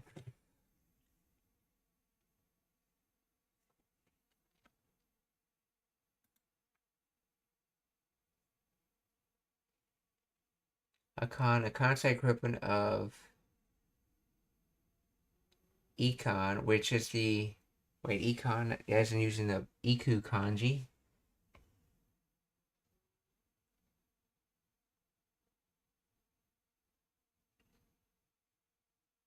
Which is the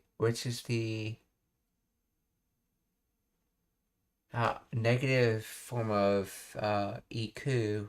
And concept that like iku is used as an auxiliary verb meaning to need to or to have to, derived from the negative form of the volitional or potential similar to ikenai. Let's see, derived from the negative form of the volitional or potential ikenai.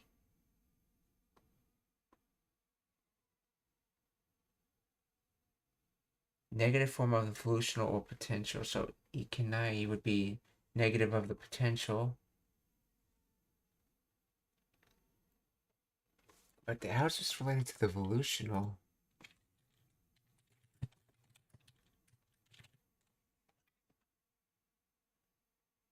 Yeah, that would be equal.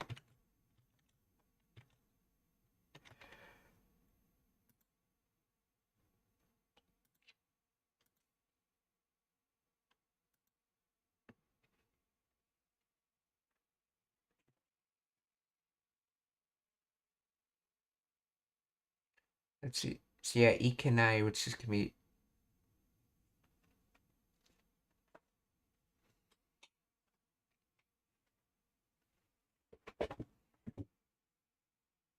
therefore ne akan means must sleep.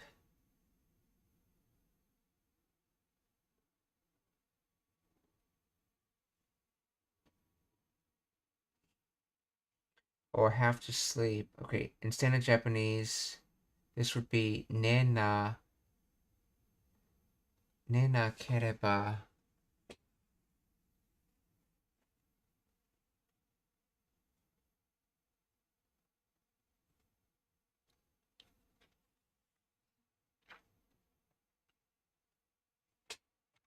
This is from Neru.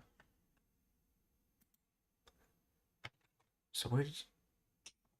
Oh yeah, nai, yes. Neru, ne nai, ne na kereba. So this be ne na kereba, or naranai.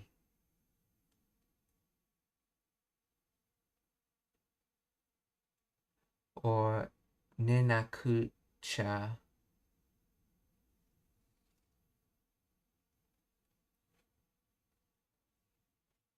Gcon time.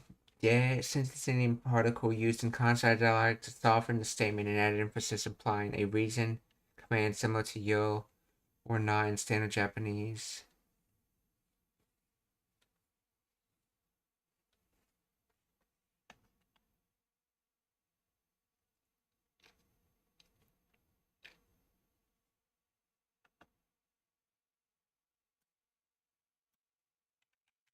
Let's see. What did you mean by derived from? Where is econ coming from? Is it econite?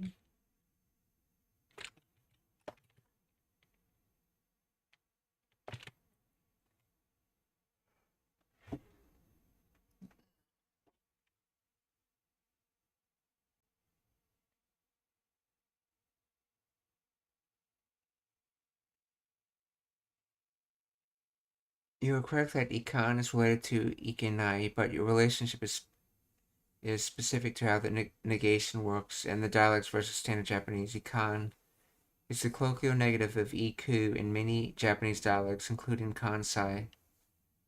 So, ikimasen or ikanai.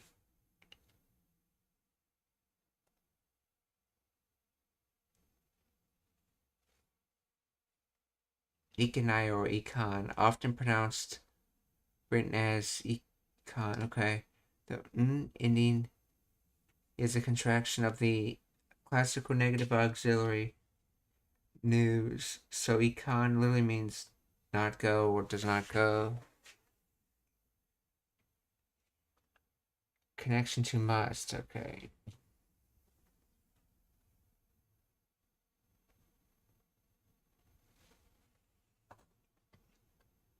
If you don't sleep, it cannot go, we must sleep, okay.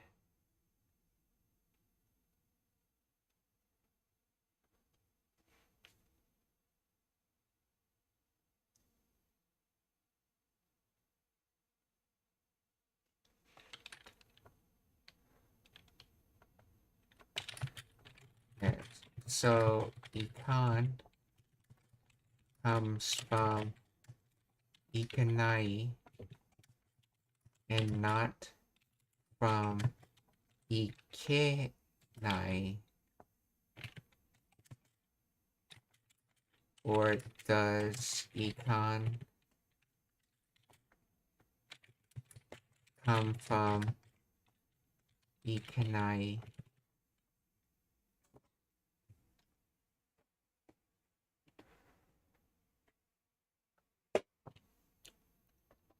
Econ comes directly from ikanai, not from ikenai.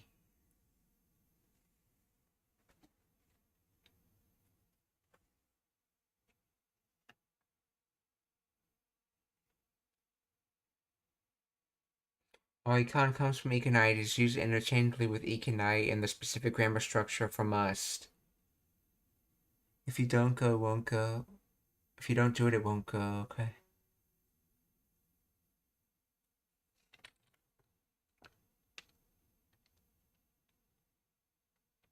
So there wasn't a sound shift from going from Kina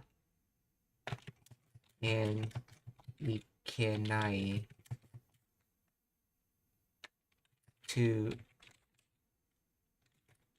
merging the sounds.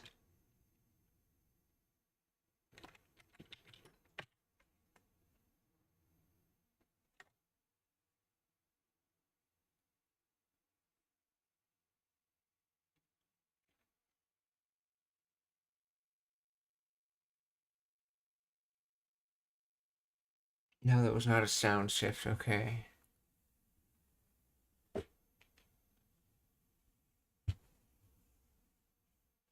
Ikanai cannot go, potential negative, econ does not go, standard negative, okay. They are parallel forms that evolve to having the same idiomatic meaning, must not. One did not turn into the other via sound shift, okay.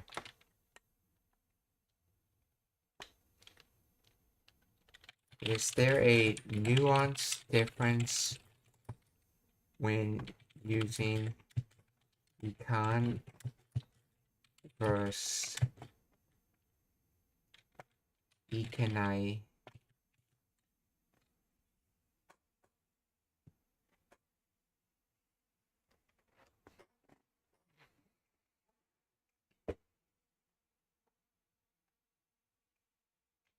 Regional difference.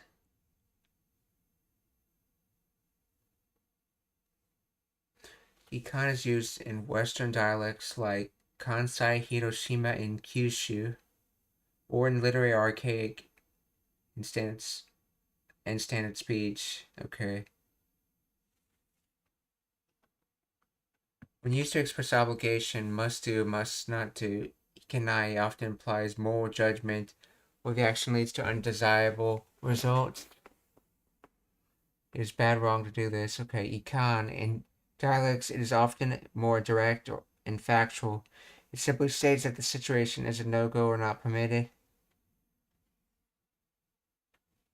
In standard literary use, it can sound sterner and more authoritative, like a rule or command. Nuance. Okay, this is not allowed or this won't work. So ikanai sounds more like undesirable result of moral judgment, while econ sounds firmer since you're not talking about the potential anymore. Sounding like saying this is not allowed.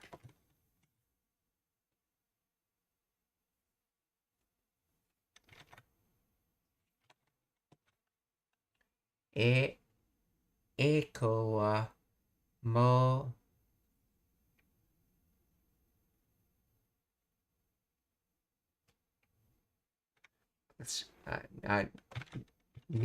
ne na akan. Let's see.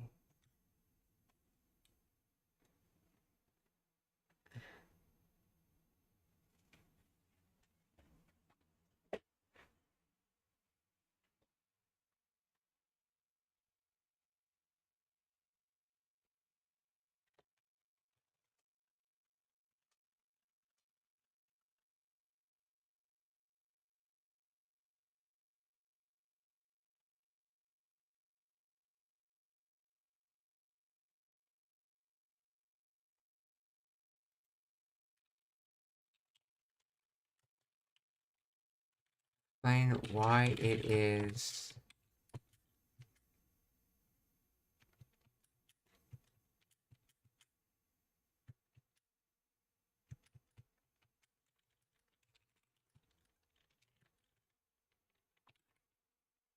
nena.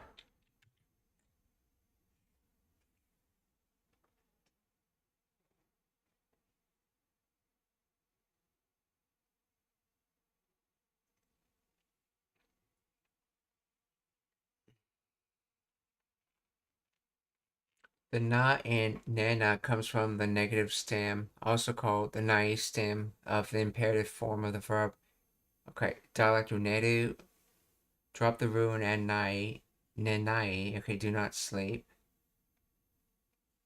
The stem part before nai is ne. So why does it become ne now? When you attach certain auxiliary verbs or particles like nakya or nakucha or the kansai na akan, the final vowel of the stem often changes to an e, or from e to a. For easier pronunciation, this is the standard phonetic shift in Japanese grammar for this specific construction.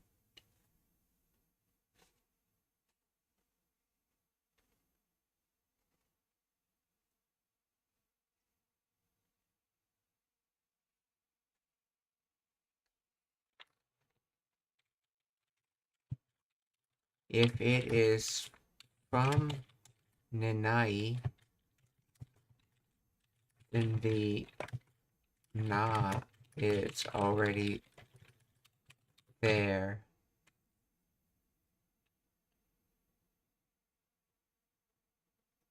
Okay, my previous explanation of vowel shift is incorrect, okay? Let's see, the na is simply the first character of nai. How connections work. In the construction na akan or na kya, the grammar attaches to the negative stem, but is effectively replaces the e of the nai while keeping the na. So nenai becomes, drop the e, becomes nena, attach the auxiliary, nena kan.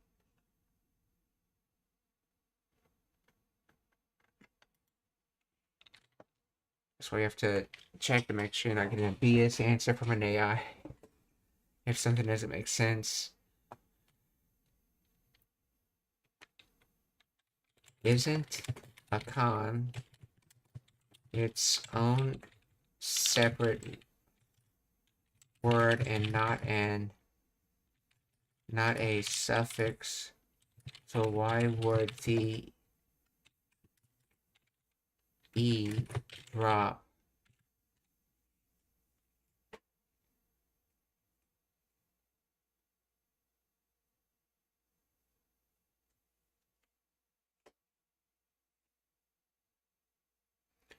Okay, the reason the e drops due to specific grammatical contraction rules in Japanese regarding conditionals, not because of a con, it's a suffix. If you don't need sleep, it's no good. Okay, so nena kan is a shortened version of a conditional sentence. For logic, if you don't sleep, nenai, it's no good. A con conditional form.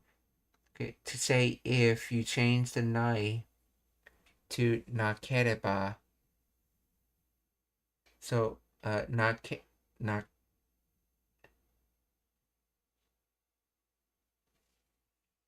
yeah. So ne nakereba akan.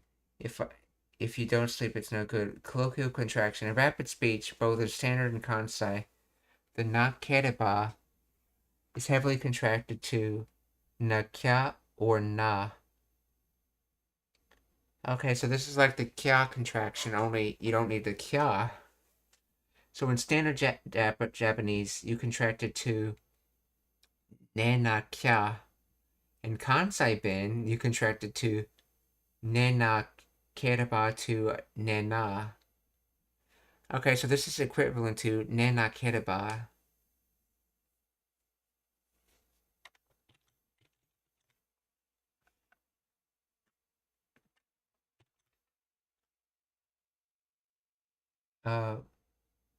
Eko wa mo ne na akan. So if you don't sleep, it's not good or it's bad. So So it's mo. So it's already, if you don't sleep, it's bad time. So as for good children, it's already it's already if you don't sleep, it's bad time. In other words, as for good children, it's already bedtime.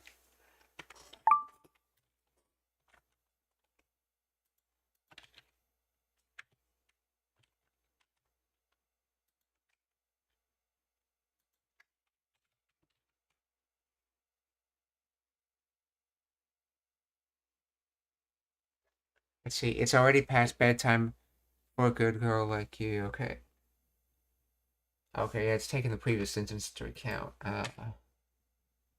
It's time for good kids to go to bed.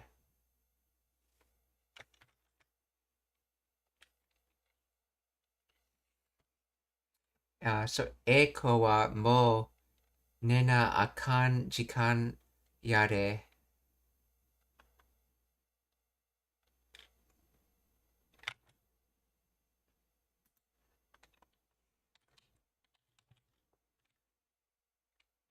What is the meaning of ge at the end of this sentence?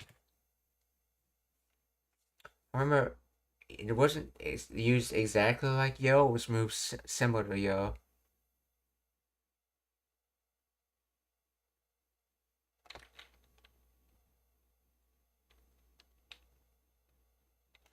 This is Kansai bin. It is some particle like yo.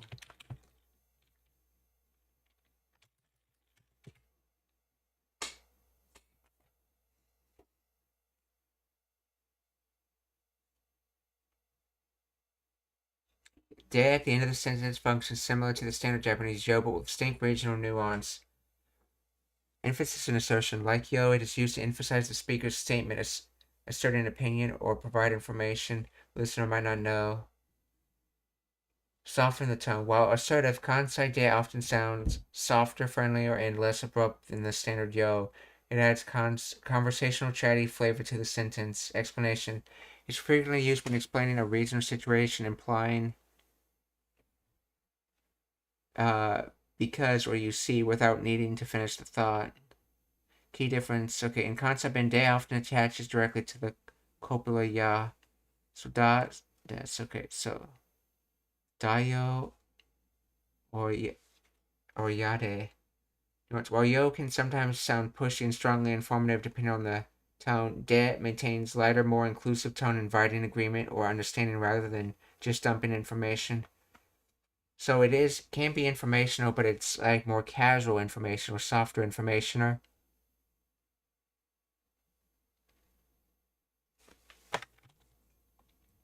So eko wa mo nena akan jikan yare. こんな時間まで何してんねや。子はもう寝なあかん時間やで。で何してんねん。さくらはこんな時間まで何してんねや。子はもう寝なあかん時間やで。や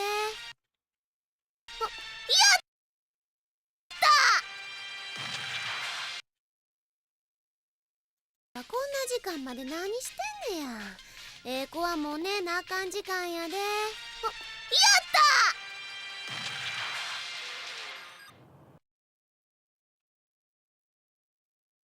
時間やで。やっ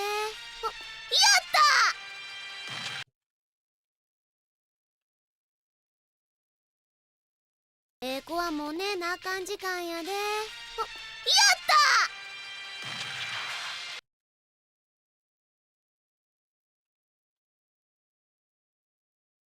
たなあかん時間やで。やっ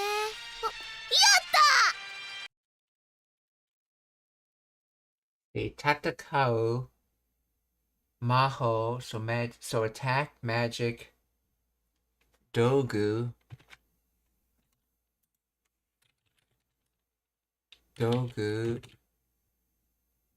tool, implement, instrument, utensil, so basically use an item. Bogyo. Bogyo.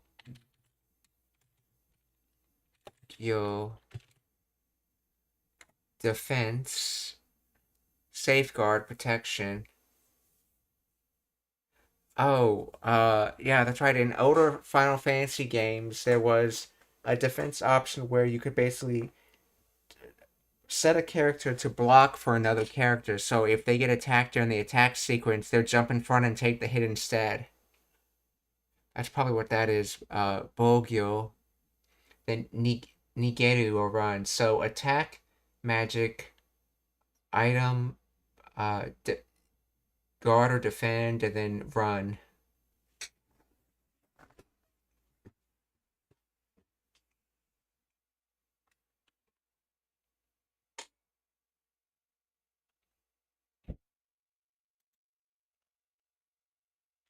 So, 質問がありますか? Are there any questions?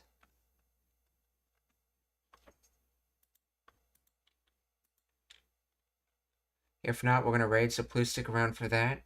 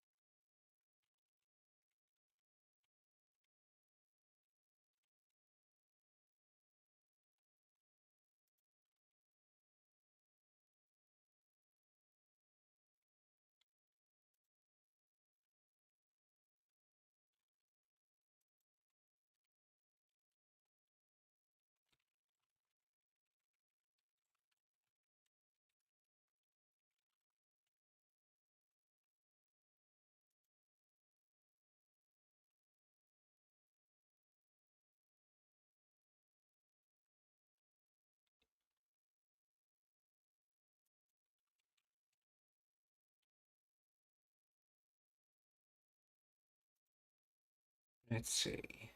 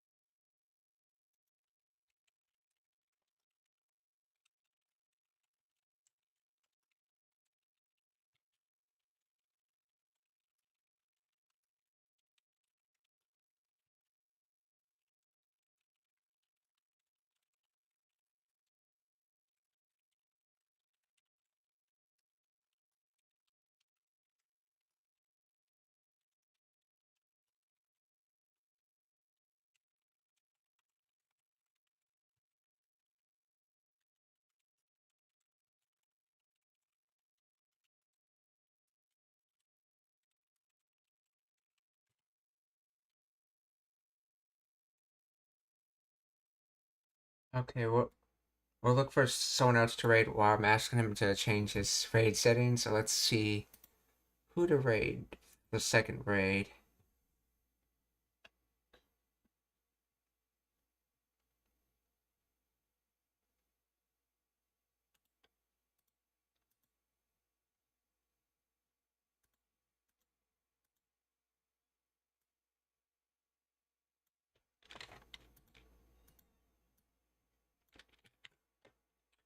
Okay, we're gonna raid Ginra83, whose native language is Japanese and he's studying English.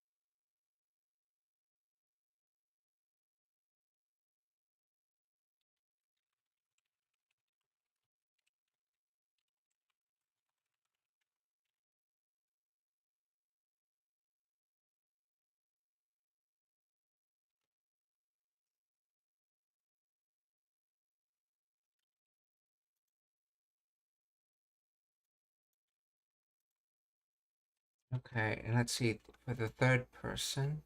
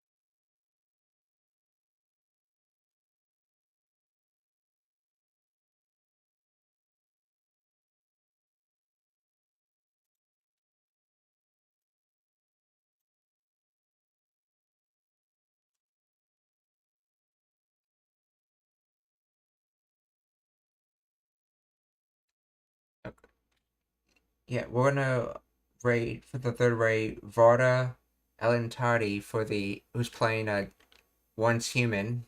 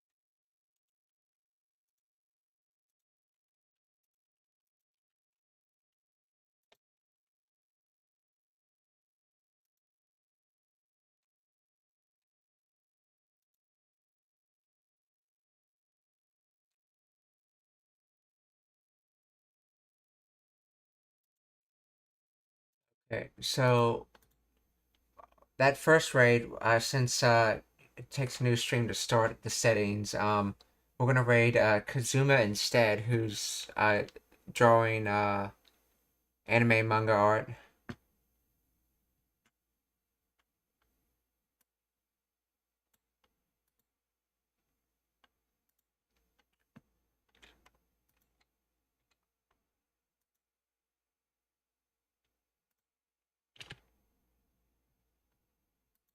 So, minasan, okiyotsukete, mata ashita. Goodbye, everyone. See you tomorrow.